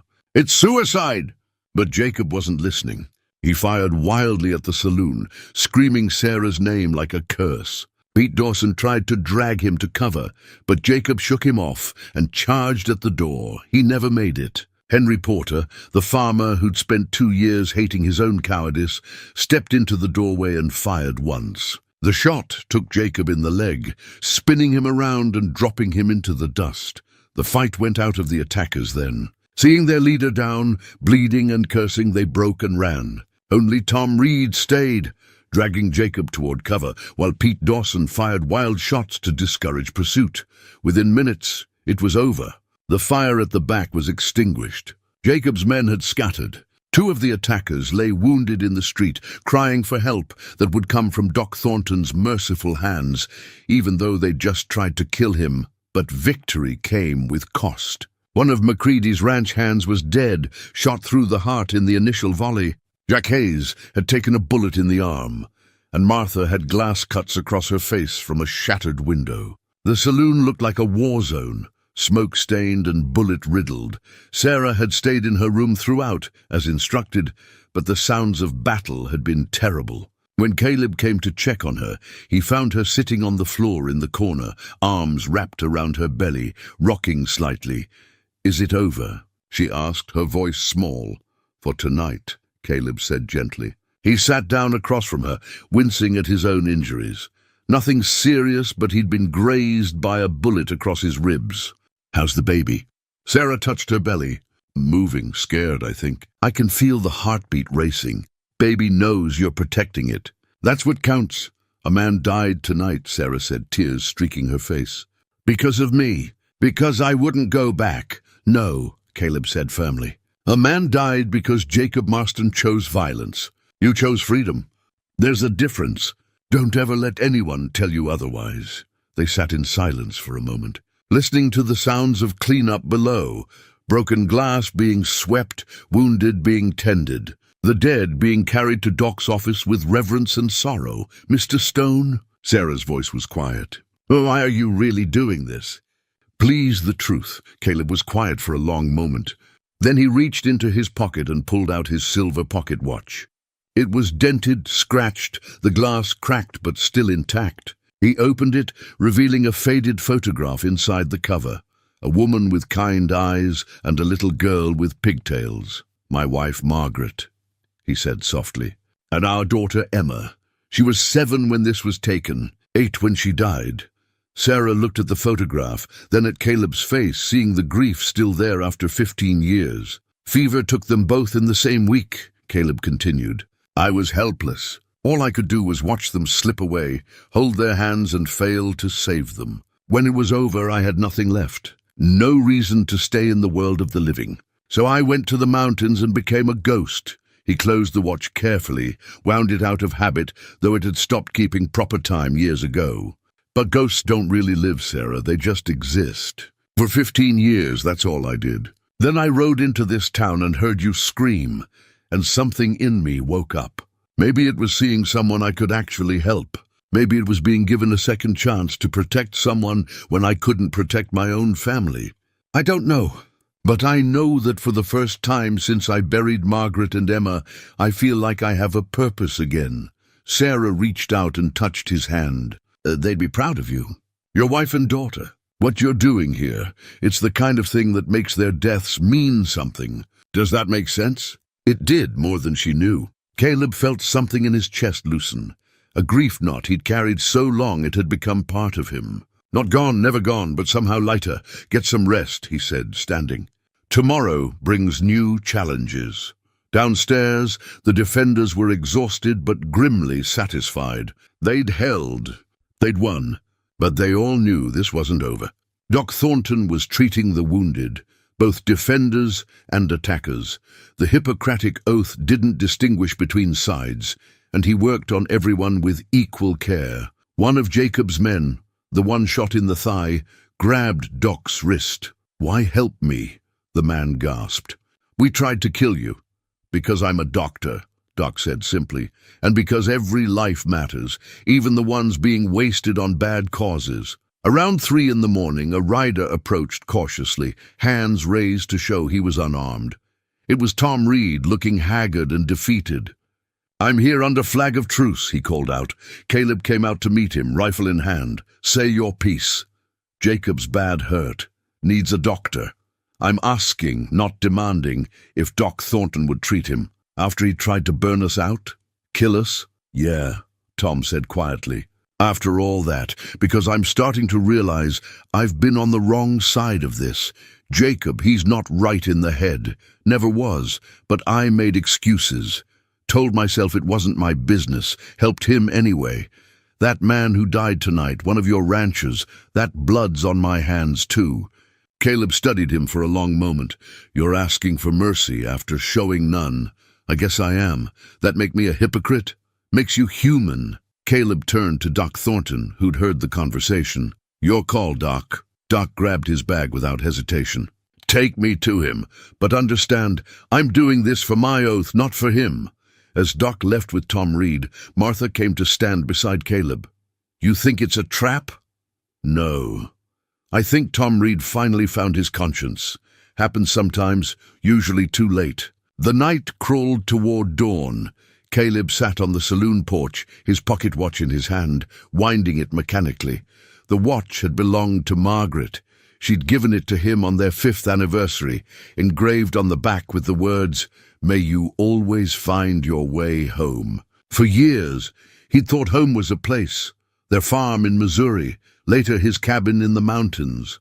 Now he was beginning to understand that home might be something else, a purpose, a reason to care, people worth protecting. Doc returned just before sunrise. "Jacob will live, though he'll limp the rest of his days. That bullet shattered his kneecap. He won't be charging anyone again." "Did he say anything?" "Mostly curses. But at the end, when the laudanum started working, he said something strange. He said, 'Sarah was the only good thing I ever had, and I destroyed her like I destroy everything.' Then he passed out." Doc looked tired, ancient. "You know what the sad thing is? I think he actually believes that. In his twisted mind, he loved her. He just didn't know how to love anything without breaking it. That's not love. Martha said quietly. That's possession. That's sickness. As the sun rose, painting Cedar Flats in shades of gold and orange, the town came out to see the damage. The saloon stood, smoke-stained and battle-scarred, but intact. The dead rancher lay in Doc's office, peaceful in death, and his friends stood vigil. Sarah appeared on the saloon balcony, the morning light behind her, and the town looked up at her. This woman who'd been invisible for 2 years, whose suffering they'd ignored, was now the center of everything. She was the reason they'd found their courage, the catalyst that had forced them to become better than they'd been. She raised one hand in a small wave, and people waved back. It was a simple gesture, but it meant everything. She was no longer alone. She was no longer invisible. She was a member of this community, worth fighting for, worth dying for. Caleb watched the sun rise and thought about the strange turns life takes. 3 days ago, he'd been planning to trade his furs and disappear back into the mountains. Now he was part of something bigger, a community finding its soul, a woman finding her strength, a town learning that courage is contagious. His pocket watch ticked in his hand, keeping imperfect time, and he smiled. Margaret had told him he'd find his way home. It had just taken 15 years and a pregnant woman named Sarah to show him where home actually was. Not a place, not a memory, but a choice. The choice to care, to fight, to stand up when it would be easier to walk away. That was home. That was purpose. That was what it meant to be alive again. 2 days passed in uneasy peace. Jacob's men had scattered, most of them slipping out of Cedar Flats entirely, wanting no part of whatever came next. Jacob himself lay in a back room of Doc's office, his legs splintered and bandaged, guarded by volunteers who rotated shifts. He was a prisoner in all but name, waiting for whatever justice would arrive. Sarah was recovering, gaining strength. The baby moved vigorously now, and Doc estimated she had maybe 2 weeks before labor began. The breech position still worried him, but there was nothing to do except wait and prepare. Caleb spent his time helping repair the saloon's damage, standing watch and walking the town. He'd become a familiar sight. This quiet mountain man who'd appeared from nowhere and changed everything. Children waved at him. Women nodded respectfully. Men shook his hand and called him friend. It felt strange, being part of a community again. Good strange, but strange nonetheless. On the morning of the 3rd day, the telegraph operator came running to the saloon, waving a yellow paper. "Mr. Stone, Doc Thornton, you need to see this." The telegram was from Fort Collins, sent by Marshal Clayton Hayes. Caleb read it once, then again, his expression shifting from surprise to something like wonder. "What is it?" Martha demanded. "Timothy made it through," Caleb said. "The Marshal received our message. He's coming, should arrive by afternoon." He paused, reading further. "But there's more.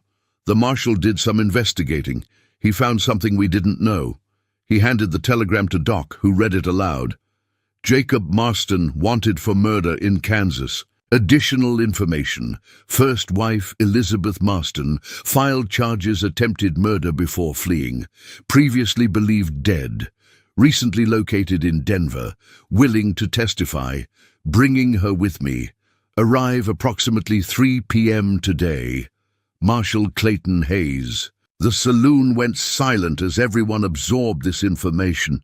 "Jacob's first wife is alive," Martha said slowly. "I thought everyone said she died, that he buried her somewhere up north." "He told everyone she died," Doc said, his voice shaking with anger. "But he tried to kill her, just like he's been trying to kill Sarah. She escaped somehow. She's been alive this whole time." Sarah sank into a chair, her hand on her belly. "There's another woman who went through what I've been going through. Who escaped? Who survived? And who's coming here to help make sure he faces justice," Caleb added. "This changes everything. We don't just have the wanted poster, we have a witness, someone who can testify to Jacob's pattern of violence, his attempts at murder. Combined with what he's done to Sarah, with the attack on the saloon, he's facing the rope for certain now. Word spread through Cedar Flats like wildfire. By noon, the entire town knew that Jacob's first wife was alive and coming with a federal marshal. The mood shifted from anxious waiting to something like anticipation. Justice was coming, real justice, backed by federal authority. But in Doc's back room, Jacob's reaction was very different. When Tom Reed came to tell him the news, feeling he owed the man that much, Jacob's face went white as chalk. "Elizabeth," he whispered. "Elizabeth's alive." "You thought you'd killed her," Tom said. It wasn't a question. Jacob didn't answer directly. Instead, he stared at the ceiling, his eyes unfocused, and began to talk. Perhaps it was the laudanum, loosening his tongue. Or perhaps it was the knowledge that he was doomed, and confession no longer mattered. "I left her in a snowstorm," he said flatly. 3 years ago. She was bleeding from where I'd hit her. I took her horse, took her coat, left her to freeze. When I came back the next day, there was no body. Wolves, I thought. Or she'd crawled somewhere to die. Either way, she was gone, and I was free. Tom Reed felt sick listening to this casual admission of attempted murder. "You're a monster." "I'm a man who wanted what was mine to stay mine," Jacob said. "Elizabeth tried to leave me. Can't let a woman leave. Shows weakness. Then I met Sarah, sweet, grateful Sarah with no family to protect her. Thought I'd do better the second time. But she was weak too. They're all weak. Can't take what's necessary to make them strong." "You're insane." Jacob laughed, a harsh sound without humor. "Maybe. Doesn't matter now. Elizabeth's coming and she'll tell them everything. I'll hang. So will you, probably, for helping me." Tom Reed stood up. "I'm done helping you. I'm done making excuses. When that marshal arrives, I'm telling him everything I know. Maybe it'll save my neck, maybe it won't. But at least I'll stop being the man who stood by and let you destroy lives." He walked out, leaving Jacob alone with his demons and his shattered leg. At 3 o'clock precisely, 2 horses appeared on the eastern road. One carried a man in his 50s wearing a marshal's badge, sitting tall in the saddle with the bearing of someone who'd spent decades enforcing law. The other carried a woman. Elizabeth Marston was in her early 30s, dressed in practical traveling clothes, her dark hair pulled back severely from a face that bore the marks of someone who'd survived something terrible. There were old scars on her face, faint now but visible, and her eyes held a wariness that came from hard experience. But there was also strength there. She'd survived Jacob Marston's attempt to murder her. She'd built a new life. And now she was here to ensure he never hurt anyone again. Sarah watched from the saloon window as the 2 riders approached. Martha stood beside her, holding her hand. "That's her," Sarah whispered. "That's the woman who got away." "That's the woman who's going to help you stay away," Martha corrected. Marshal Hayes dismounted first, surveying the battle-scarred saloon with experienced eyes.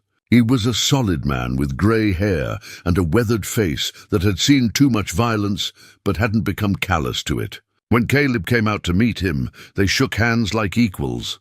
"You'd be Caleb Stone, the mountain man who started all this," Hayes said. "I'm Caleb Stone. I didn't start anything. I just stopped standing by." Hayes nodded approvingly. "Young Timothy gave me quite a report. Brave kid. You trained him well. That's his grandfather's doing, not mine." Elizabeth Marston dismounted more slowly, her movements careful, as if she was still not entirely sure this place was safe. Her eyes swept the town, taking in everything, until they landed on the saloon and on Sarah visible in the second-floor window. Their eyes met across the distance. 2 women connected by the same violent man, by shared trauma and survival. Elizabeth's expression softened, and she raised one hand in a gesture that was part greeting, part acknowledgement, part solidarity. Sarah raised her hand in return, tears streaming down her face. "I'd like to see him," Elizabeth said to the marshal. "I'd like to see Jacob and let him know I'm alive, that I survived, that he failed." "That's your right," Hayes said. "But are you sure?" "Sometimes facing the past again. I've been facing it every day for 3 years, Elizabeth interrupted firmly. "But I've been facing it alone, in my memories, where he still has power. Today I face it in reality, where I have the power. Yes, I'm sure. Doc Thornton led them to the back room where Jacob was kept. 2 guards stood aside, and the door opened. Jacob looked up from his cot, saw Elizabeth standing there very much alive, and his face went through a series of expressions: shock, disbelief, rage, and finally something like fear. "Hello, Jacob," Elizabeth said calmly. Surprised. You're dead. You should be dead." Elizabeth finished. "Yes, that was your plan. Leave me in the snow, bleeding and freezing. Take my horse, my coat. Make sure I couldn't get to shelter. You thought I'd be dead by morning. How did I survive?" Elizabeth moved closer, and Jacob actually pressed back against the wall. "A trapper found me, an old Ute man who was checking his lines. He took me to his camp, kept me alive through the pneumonia that followed. When I was strong enough, he guided me to a settlement. I told them my husband had tried to kill me. They helped me disappear, helped me start over in Denver." She pulled out a leather folder from her bag. "I've been documenting everything. Every memory of your violence. Every scar you left. Every broken bone. The doctor in Denver examined me, wrote it all down. And when I heard through the Frontier Gossip Network that you'd married again, that another woman was suffering, I knew I couldn't stay hidden anymore." Jacob's eyes darted between Elizabeth and the marshal. "You can't prove anything. It's her word against mine." "Actually," Marshal Hayes said, "I can prove plenty.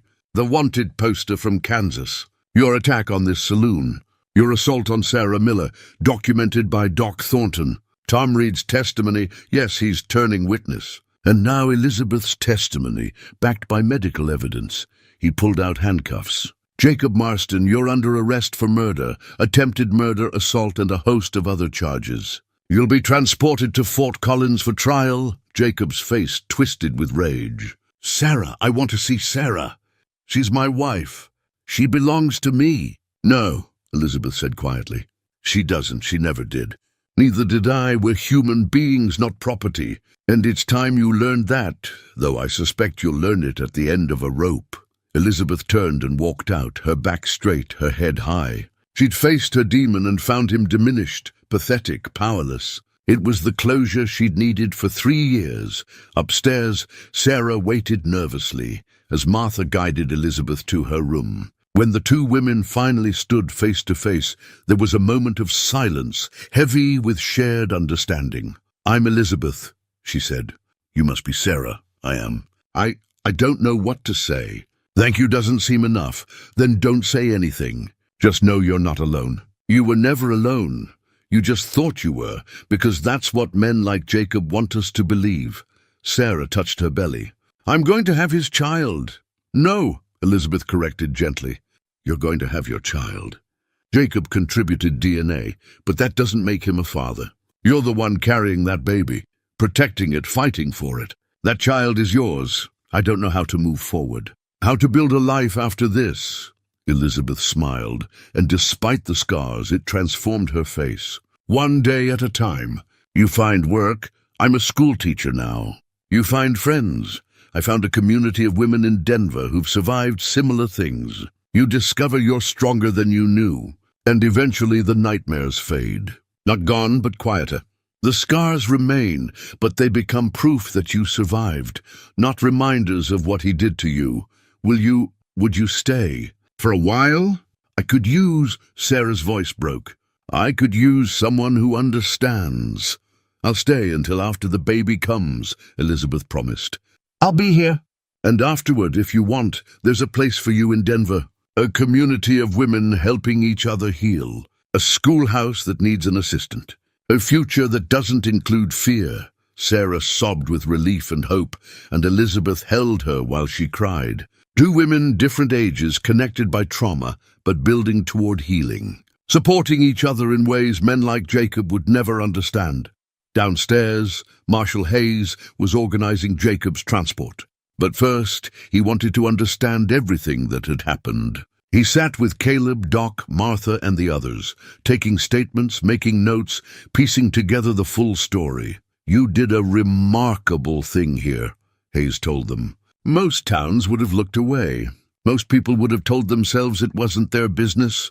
We did look away. Doc said heavily. For 2 years we looked away. It took a stranger to show us what we should have done all along. Don't sell yourselves short, Caleb said. When it mattered, you stood up. That's what counts. Hayes turned to Caleb. You planning on staying in Cedar Flats? Seems like they could use a man like you. Caleb looked out the window at the town, this place he'd ridden into just days ago, planning to leave quickly. He thought about Sarah, about the baby that would need protecting as it grew. He thought about the community that had found its courage and might need help maintaining it. He thought about his pocket watch, Margaret's inscription, "May you always find your way home." I might stay a while, he said.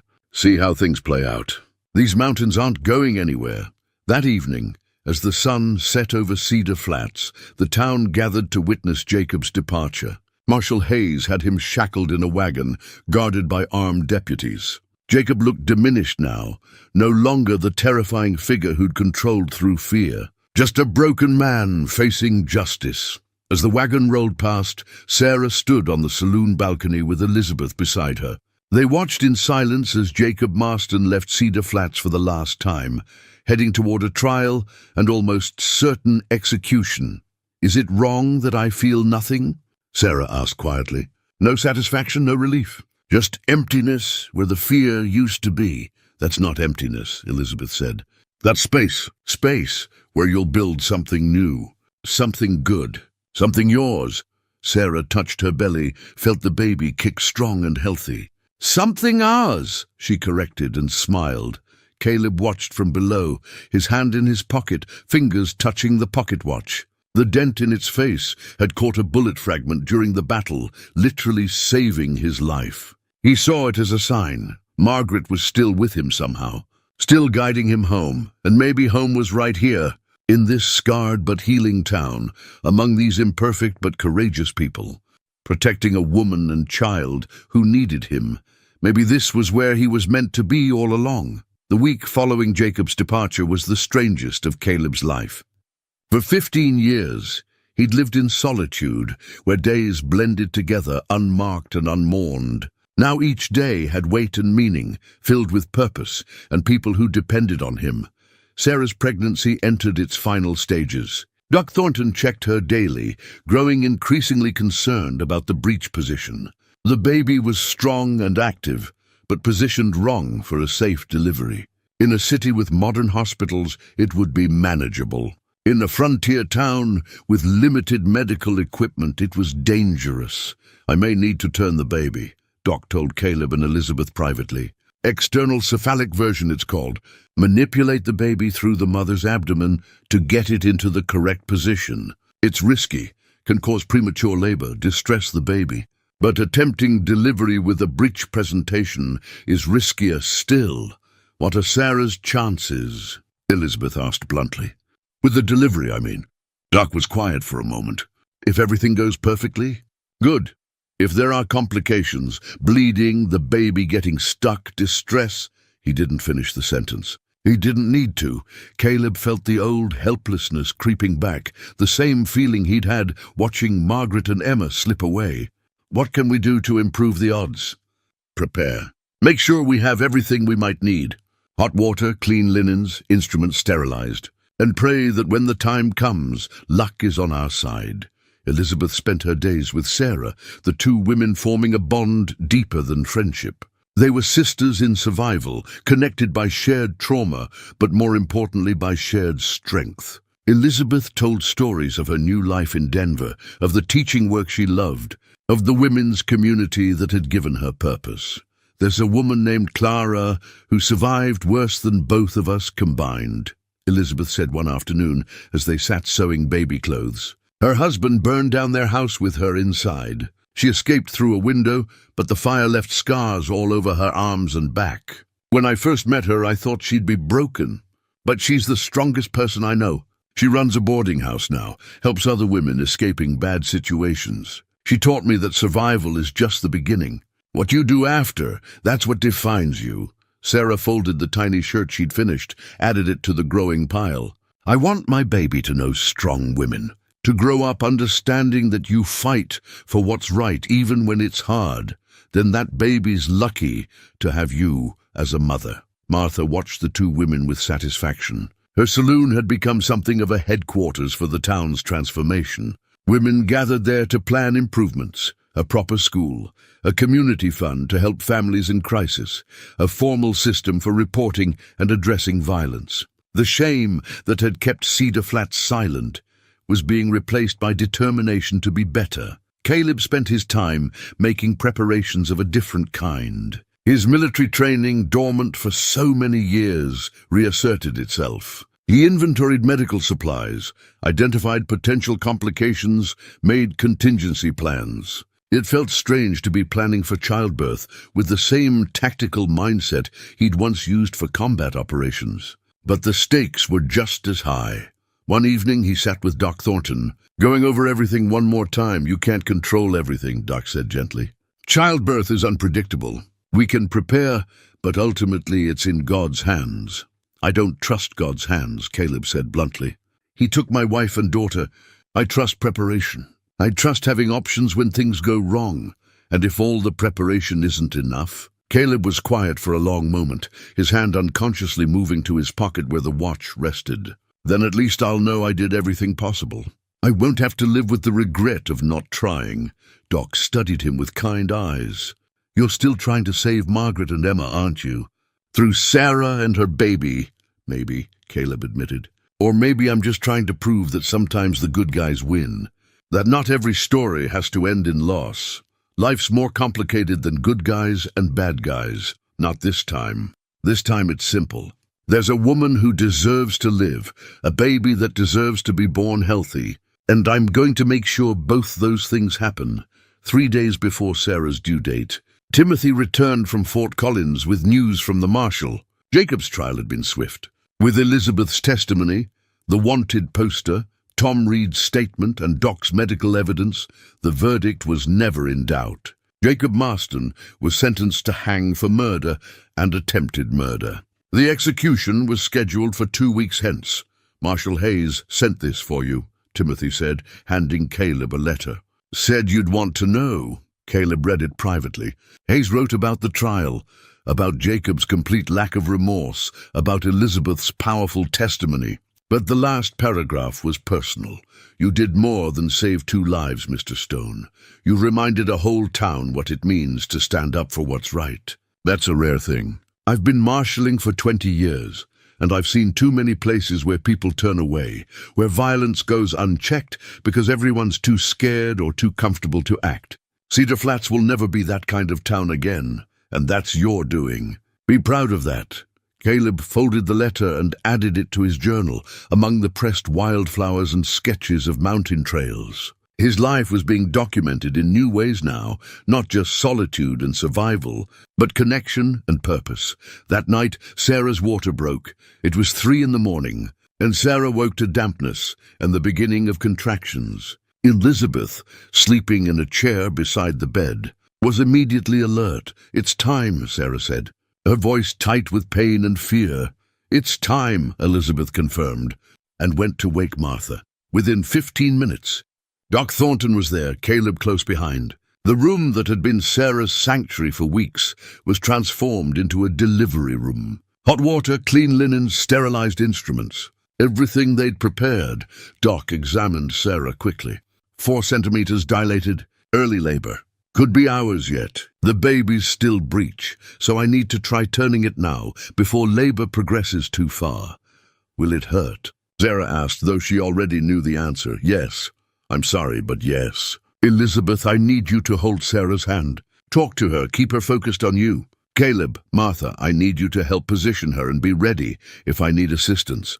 What followed was one of the hardest things Caleb had ever watched. Doc worked carefully but firmly, his hands pressing against Sarah's swollen belly, trying to manipulate the baby into the correct position. Sarah cried out, her face contorted with pain, gripping Elizabeth's hand so hard her knuckles went white. I know, Elizabeth whispered. Breathe with me, Sarah. In and out. You're stronger than this. You've survived worse. This is bringing life, not ending it. Focus on that. Doc worked for what felt like hours, but was probably only minutes. Finally, he stepped back, his face grim. I can't get it to turn. The baby's stubborn, or the umbilical cord might be preventing movement. We're going to have to deliver breech. The room went silent except for Sarah's labored breathing. What does that mean? Sarah gasped. It means it's going to be harder, more dangerous. The baby's feet or bottom will come first instead of the head. The head is the largest part, and if it gets stuck, Doc didn't finish. We'll do everything we can, but I need you to know it's going to be difficult. Sarah looked at Caleb, at Elizabeth, at Martha. You'll all stay? No matter what happens. Every step of the way, Martha promised. Until it's done, Elizabeth confirmed. Caleb met Sarah's eyes and saw fear there, but also determination. The same determination that had made her stab Bull Mackey, that had made her choose freedom over familiar suffering. I'll be right here, he said simply. You're not alone. The hours that followed tested everyone's strength. Labor progressed slowly, painfully. Sarah endured contractions that seemed to tear her apart. Elizabeth never left her side, coaching her through breathing, wiping her forehead, whispering encouragement. Caleb stood ready with whatever Doc needed. His military training kicking in. Follow orders, stay calm, be prepared for anything. But inside he was terrified. Every cry of pain from Sarah reminded him of Margaret's final days. Every moment brought the possibility of losing someone else he'd come to care about. Around noon, Doc announced that Sarah was fully dilated. Time to push. This is the hard part. The baby's going to come feet first, then the body, and finally the head. That last part is critical. If the head gets stuck, we'll have only minutes to free it before the baby suffocates. Just tell me what to do, Sarah said through gritted teeth. Push when I tell you. Rest when I tell you. Trust me completely. What followed was a battle, not between people, but between life and death. Between a woman's will to bring her child safely into the world and all the physical complications that threatened to prevent it. Sarah pushed with everything she had. Sweat poured down her face. She screamed until her voice went hoarse. Elizabeth held her hand and cried with her, two women bound by shared pain and shared strength. I can see the feet, Doc announced. Good, Sarah, good. Keep pushing. Slowly, agonizingly, the baby began to emerge. Tiny feet, then legs, then the torso. But then progress stopped. The baby's arms were caught, positioned wrong. Doc? Caleb said quietly, seeing the concern on the doctor's face. The arms are pinned against the body. I need to work them free without damaging them. Sarah, don't push for a moment. Just breathe. Doc worked with careful precision, his fingers manipulating the tiny arms, freeing them one at a time. Finally, they came loose, and the baby slid further out but stopped again. The head was still inside. Sarah, I need you to push harder than you ever have, Doc said urgently. Right now. Everything you've got. Sarah gathered her strength, drew on reserves she didn't know she had, and pushed. Caleb saw her face go purple with effort, saw blood, too much blood, and felt his heart seize with fear. Again. Doc commanded, now! Sarah pushed, and the baby's head finally emerged. Doc caught the tiny body, cleared the airway quickly, and for a terrible moment there was only silence. No cry, no movement. Just a small, blue-tinged body that wasn't breathing. No, Elizabeth whispered. No, no, no. Doc moved with practiced speed, turning the baby face down, clearing the mouth more thoroughly, then turning it back up and breathing gently into the tiny nose and mouth. Once, twice, 3 times. Still nothing. Caleb felt time slow down. This was the moment he dreaded.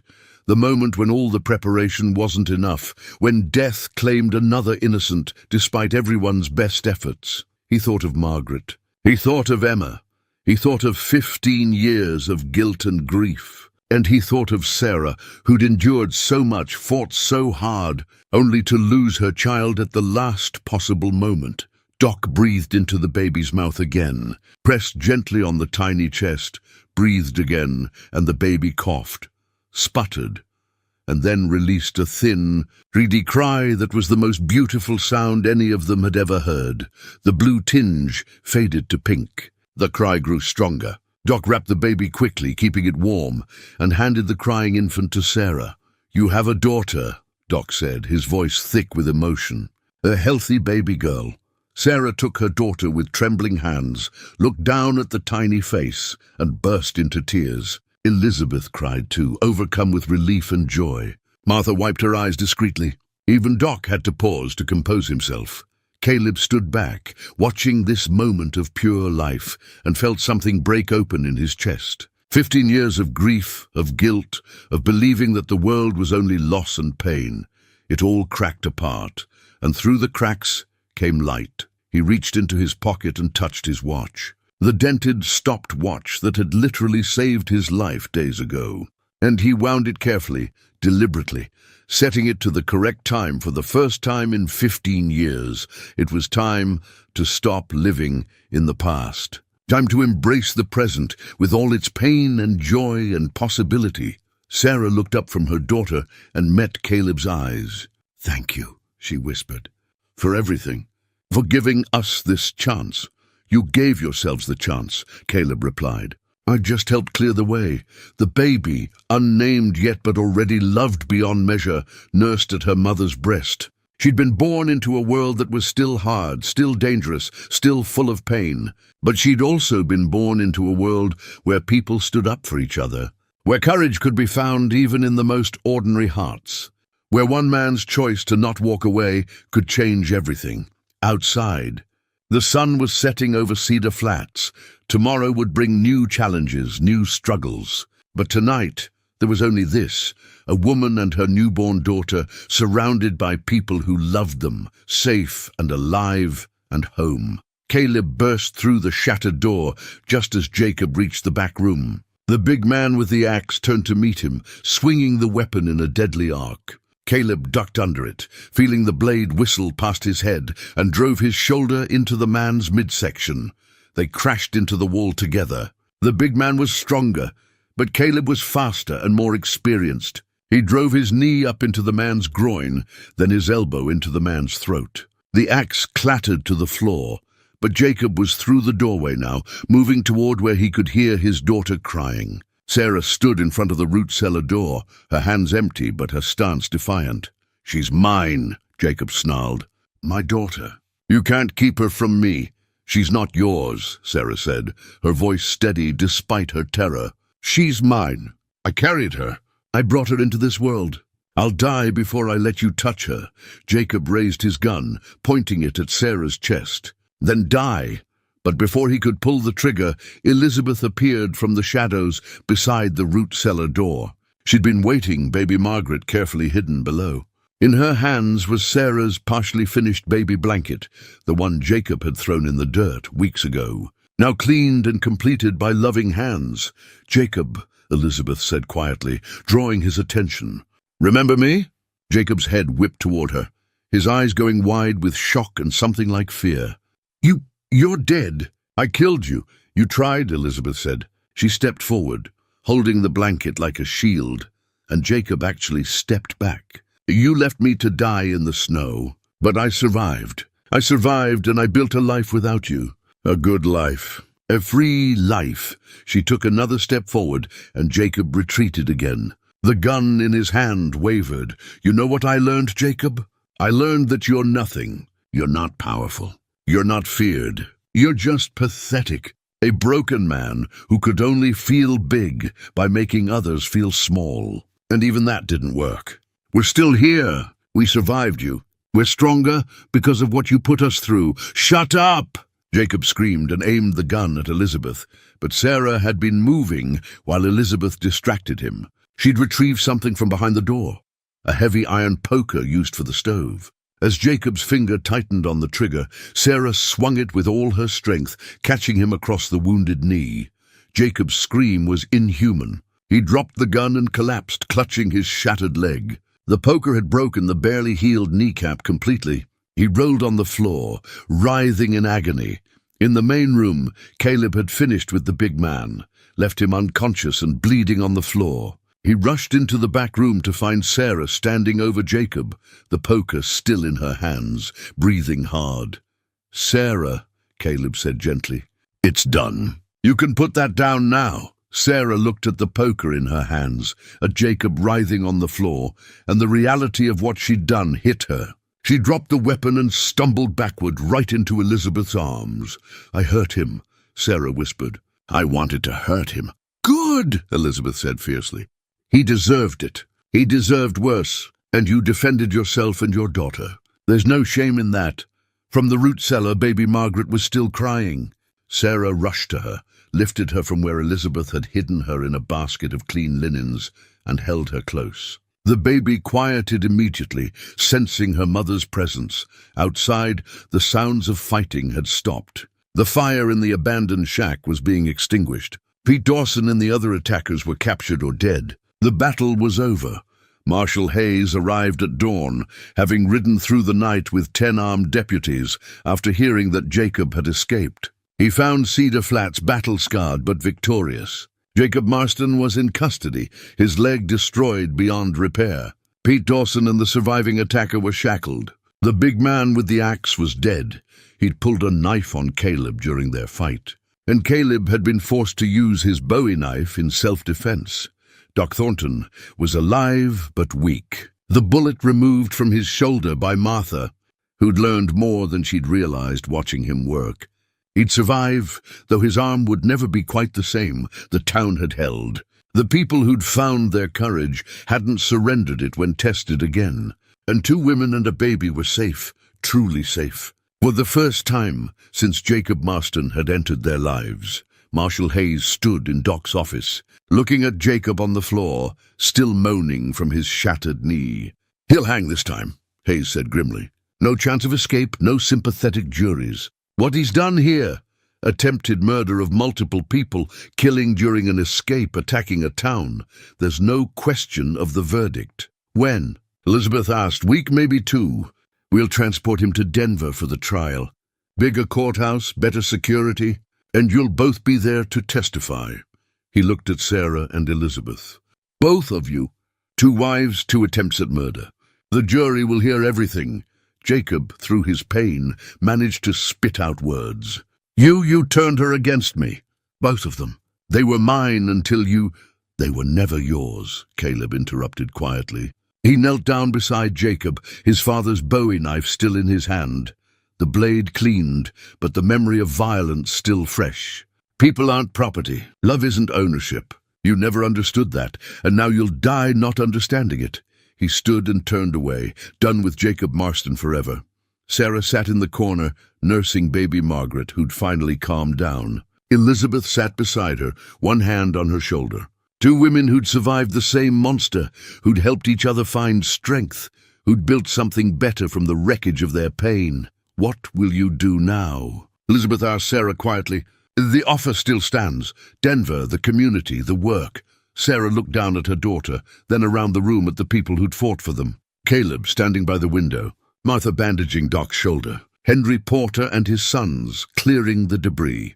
All these people who'd found courage, who'd become better versions of themselves. "I think," Sarah said slowly, "I'll stay in Cedar Flats, at least for now. These people, they're family now. Not the kind you're born into, but the kind you choose. The kind that chooses you back. And later, when Margaret's older, maybe we'll come to Denver then. Let her see what strong women can build together. But for now, this is home," Elizabeth smiled.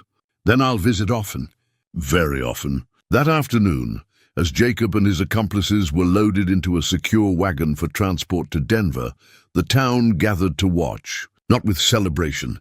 There'd been too much pain, too much loss for that, but with quiet satisfaction. Justice was being served. The wicked were facing consequences, and the vulnerable were protected. Caleb stood apart from the crowd, his hand in his pocket, fingers touching the watch that had literally saved his life. The watch that had been stopped for 15 years, and now ran again, keeping time, marking moments, reminding him that life moved forward. Sarah approached him, baby Margaret asleep in her arms. "You're leaving, aren't you?" He'd been thinking about it. The mountains called to him, that solitude he'd known for so long. But he'd changed, and what had once been peaceful isolation now felt like running away. "Not yet," he said. "Maybe not for a while. Town could use someone who knows how to organize defenses, prepare for trouble, And Margaret's going to need someone to teach her about courage when she's old enough, Sarah smiled. She already has the best teacher in the world, her namesake, but having you around wouldn't hurt either. Your Margaret would have liked meeting you, Caleb said quietly. Both of you. She always said, the strongest people are the ones who survive impossible things and stay kind anyway. You're both that kind of strong. Baby Margaret stirred in her mother's arms, yawned, and opened her eyes. For just a moment they focused on Caleb's face, and he felt something shift in his heart. Not a replacement for what he'd lost. Nothing could replace Margaret and Emma, but a new connection, a new purpose, a new reason to be part of the world, instead of hiding from it. The wagon carrying Jacob rolled out of town, heading for justice. Elizabeth stood beside Sarah, the two survivors, watching their tormentor leave their lives forever. Martha stood with Doc, supporting him as his wounded shoulder healed. Henry Porter and the other defenders stood proud, men who'd discovered they were braver than they'd known, and Caleb Stone, the mountain man who'd ridden into town planning to stay one night, looked around at this community he'd helped save and realized he was exactly where he needed to be. The sun was setting, painting the sky in shades of gold and crimson. Tomorrow would bring new challenges. Always did. But tomorrow would also bring another day of Sarah and baby Margaret living free, of a town that had learned to stand up for what's right, of ordinary people who discovered they were capable of extraordinary courage. Caleb took out his journal that evening and wrote by lamplight. He wrote about the final battle, about Sarah's courage, about the strange satisfaction of seeing justice served. But mostly he wrote about hope, how it can be lost and found again, how it can survive even the darkest times, how it can grow from the smallest seeds of kindness and courage. He ended with words for Margaret and Emma. Wherever they might be, I found my way home just like you promised I would. It wasn't the home I expected, but maybe that's the point. Home is where you find purpose, where you matter to people and they matter to you. I'm home now. Thank you for guiding me here. He closed the journal, wound his watch carefully, and prepared for sleep. Through his window, he could see lights in other homes, families settling in for the night. A town at peace, at least for now. And in Doc's office, Sarah held her daughter and sang softly, a lullaby her own mother had sung to her long ago. Little Margaret listened, safe and warm and loved, growing up in a world that was hard, but also full of people willing to fight for what's right.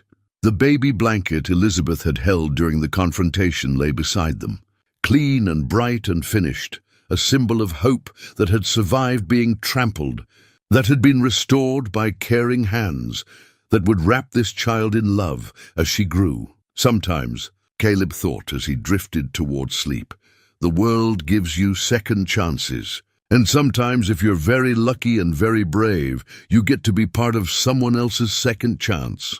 That was enough. More than enough, it was everything. 3 weeks later, word arrived by telegram from Denver. Jacob Marston had been tried, convicted, and executed for his crimes. The trial had lasted only 2 days.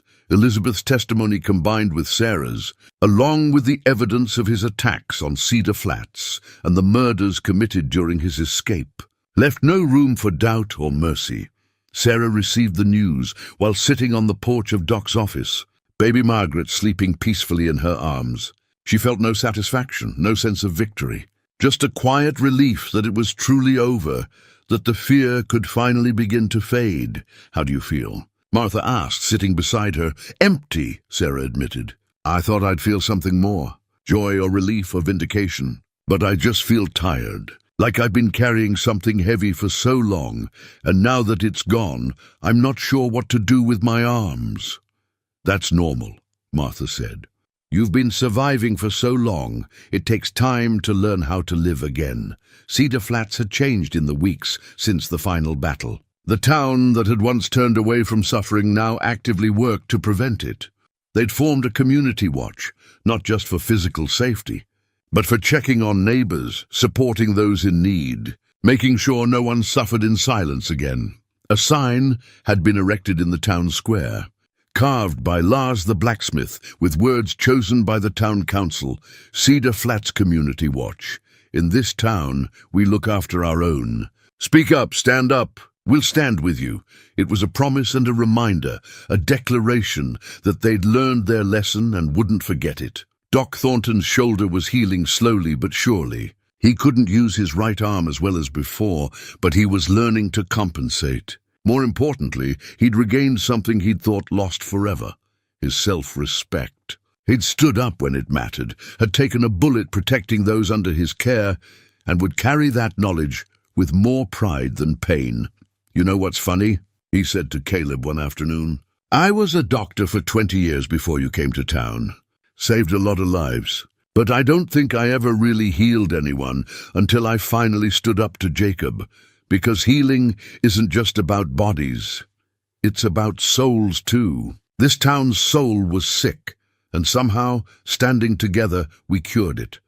Caleb had stayed in Cedar Flats, though he made occasional trips back to his mountain cabin to check on things and bring down more supplies. Each time he returned to town, it felt more like coming home. The solitude he'd once cherished now felt lonely rather than peaceful.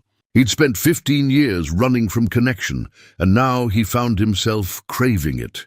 He'd taken a room at Martha's saloon permanently and helped around town with whatever needed doing. He taught the younger men tracking and survival skills. He helped Henry Porter improve his farm's efficiency. He stood watch when needed and offered quiet counsel when asked. Young Timothy had become something of an apprentice, following Caleb around and absorbing knowledge like a sponge. The boy who'd ridden to Fort Collins with the message had discovered he was braver than he'd known, and he wanted to learn how to channel that bravery into helping others. "Mr. Stone," Timothy asked one day, "what makes someone a hero? Is it not being afraid?" "No," Caleb replied. "Heroes are afraid all the time. What makes them heroes is they act anyway. They see something wrong and choose to make it right, even when it's hard, even when it's dangerous. Like when you rode to Fort Collins. You were scared, but you went anyway." "I was terrified," Timothy admitted. "Good. That means you understood the stakes. Stupid people aren't afraid because they don't grasp the danger. Brave people are afraid and do it anyway. Remember that." Elizabeth had returned to Denver after Jacob's execution, but visited Cedar Flats monthly. She and Sarah had formed a bond the distance couldn't diminish, writing letters weekly and supporting each other through the continuing process of healing. Elizabeth had brought books for Sarah, had arranged for correspondence courses so Sarah could continue her education while caring for Margaret. "You could teach," Elizabeth told her during one visit. "Cedar Flats needs a proper school. You're educated, you're patient, and you understand hardship. You could help other children, especially girls who need to see that women can be strong and independent." Sarah considered this, looking down at baby Margaret, who was growing quickly and becoming more alert each day. "Maybe when she's a little older. I want to be present for her early years, show her what a loving mother looks like." But yes, eventually teaching sounds right. One evening, as the sun set over Cedar Flats painting the sky in brilliant oranges and purples, Caleb stood on the roof of the saloon with his brass compass in hand. The instrument had guided him through the defense of the town, had helped him coordinate the efforts that saved lives. Now it just pointed north toward his cabin in the mountains, steady and true. He didn't need to go back there anymore. Not to hide, anyway. The mountains would always be there, a place of peace when he needed it. But this was home now, this scarred, imperfect, courageously rebuilding town. Sarah appeared on the street below, baby Margaret swaddled against the evening chill. She'd gained weight, filled out from weeks of proper nutrition and freedom from fear. There was color in her cheeks now, and when she smiled, which she did more often, her whole face transformed. Caleb climbed down to meet her. Margaret was awake, her dark eyes curious, taking in the world with infant wonder. She made a small sound when she saw Caleb, something between a coo and a gurgle that made him smile. "She likes you," Sarah observed. "She doesn't fuss when you hold her, which is rare. Even Doc makes her cry sometimes." "Babies know who they can trust," Caleb said. He let Margaret grip his finger with her tiny hand, marveling at the strength in such a small person. "I've been thinking," Sarah said carefully. About what you said once, about your wife and daughter, about wanting Margaret to grow up in a world where people help each other, where men like Jacob don't win. I remember, you gave that to her. To us. You changed the world for us, made it safer, better. And I want her to know that. When she's old enough, I want to tell her the full story, not to scare her, but to teach her about courage and standing up for what's right. She'll be proud to learn it, Caleb said. Though you're the hero of that story, not me. You're the one who survived, who fought, who refused to give up. We're both heroes, Sarah corrected. All of us. Everyone who stood up when they could have looked away. That's what I want her to understand, that ordinary people doing extraordinary things are what make the world better. As they walked through town, people nodded greetings. Cedar Flats had become a genuine community, no longer a collection of isolated individuals pretending not to see each other's struggles. The woman who'd been invisible for 2 years was now a respected member of society, her daughter celebrated as belonging to everyone. A symbol of the town's redemption. At Martha's saloon, Caleb took out his pocket watch and checked the time. It was working perfectly now, keeping accurate time, the hands moving steadily forward. The dent from the bullet was still there. He'd left it as a reminder that sometimes broken things can still function, can still serve their purpose, can still be valuable. He opened it, looked at the faded photograph of Margaret and Emma.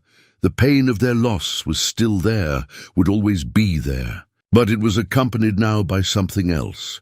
Gratitude that he'd loved them, pride in the life they'd built together, and satisfaction that their memory had led him to help others. May you always find your way home, the inscription read. He had found his way home, and home had been worth finding. That night, Cedar Flats settled into peaceful sleep. Sarah in her room above the saloon, baby Margaret beside her in a cradle built by Lars the blacksmith. Martha downstairs, doing accounts and planning improvements to her establishment. Doc in his office, reading medical journals by lamplight. Henry on his farm with his family, secure in his newfound courage. The Hayes brothers, Samuel and Timothy, all the others who'd stood up when it mattered, all of them resting easier, knowing they'd done the right thing. And Caleb Stone, former mountain man, former ghost, now fully alive and part of the world again, sat by his window and wrote in his journal. He wrote about redemption and second chances, about communities finding their conscience, about the power of one person choosing to act. He wrote about Sarah and little Margaret, about their bright futures, about the world they'd helped build. He ended with words for his lost family. I kept your memory alive by helping others live. I honored your love by loving again, not romantically, but with that fierce, protective care you taught me. You'd like Sarah and baby Margaret. You'd be proud of what we accomplished here. I'll carry you with me always, but I won't hide anymore. Thank you for leading me home. Thank you for setting me free. He closed the journal, wound his watch, and extinguished the lamp. Through his window, the stars shone brilliant and clear over Cedar Flats. The same stars that had watched him grieve in the mountains now watched him heal in community. Tomorrow would bring new challenges, new opportunities, new reasons to care and connect and stand up for what's right. But tonight, there was peace. Tonight, there was a woman and her baby sleeping safely. Tonight, there was a town that had learned its lesson and chosen to be better.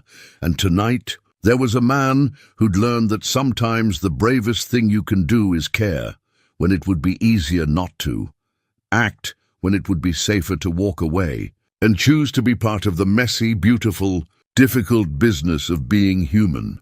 The watch ticked steadily forward, marking time, measuring moments, reminding him with each second that life goes on. And that going on, truly living rather than merely existing, was worth every risk, every battle, every moment of pain, because in the end, what matters isn't how long you live or how much you accumulate or how perfectly you avoid suffering. What matters is whether you helped someone, whether you stood up when you could have walked away, whether you made the world just a little bit better for having been in it. Caleb Stone had done that.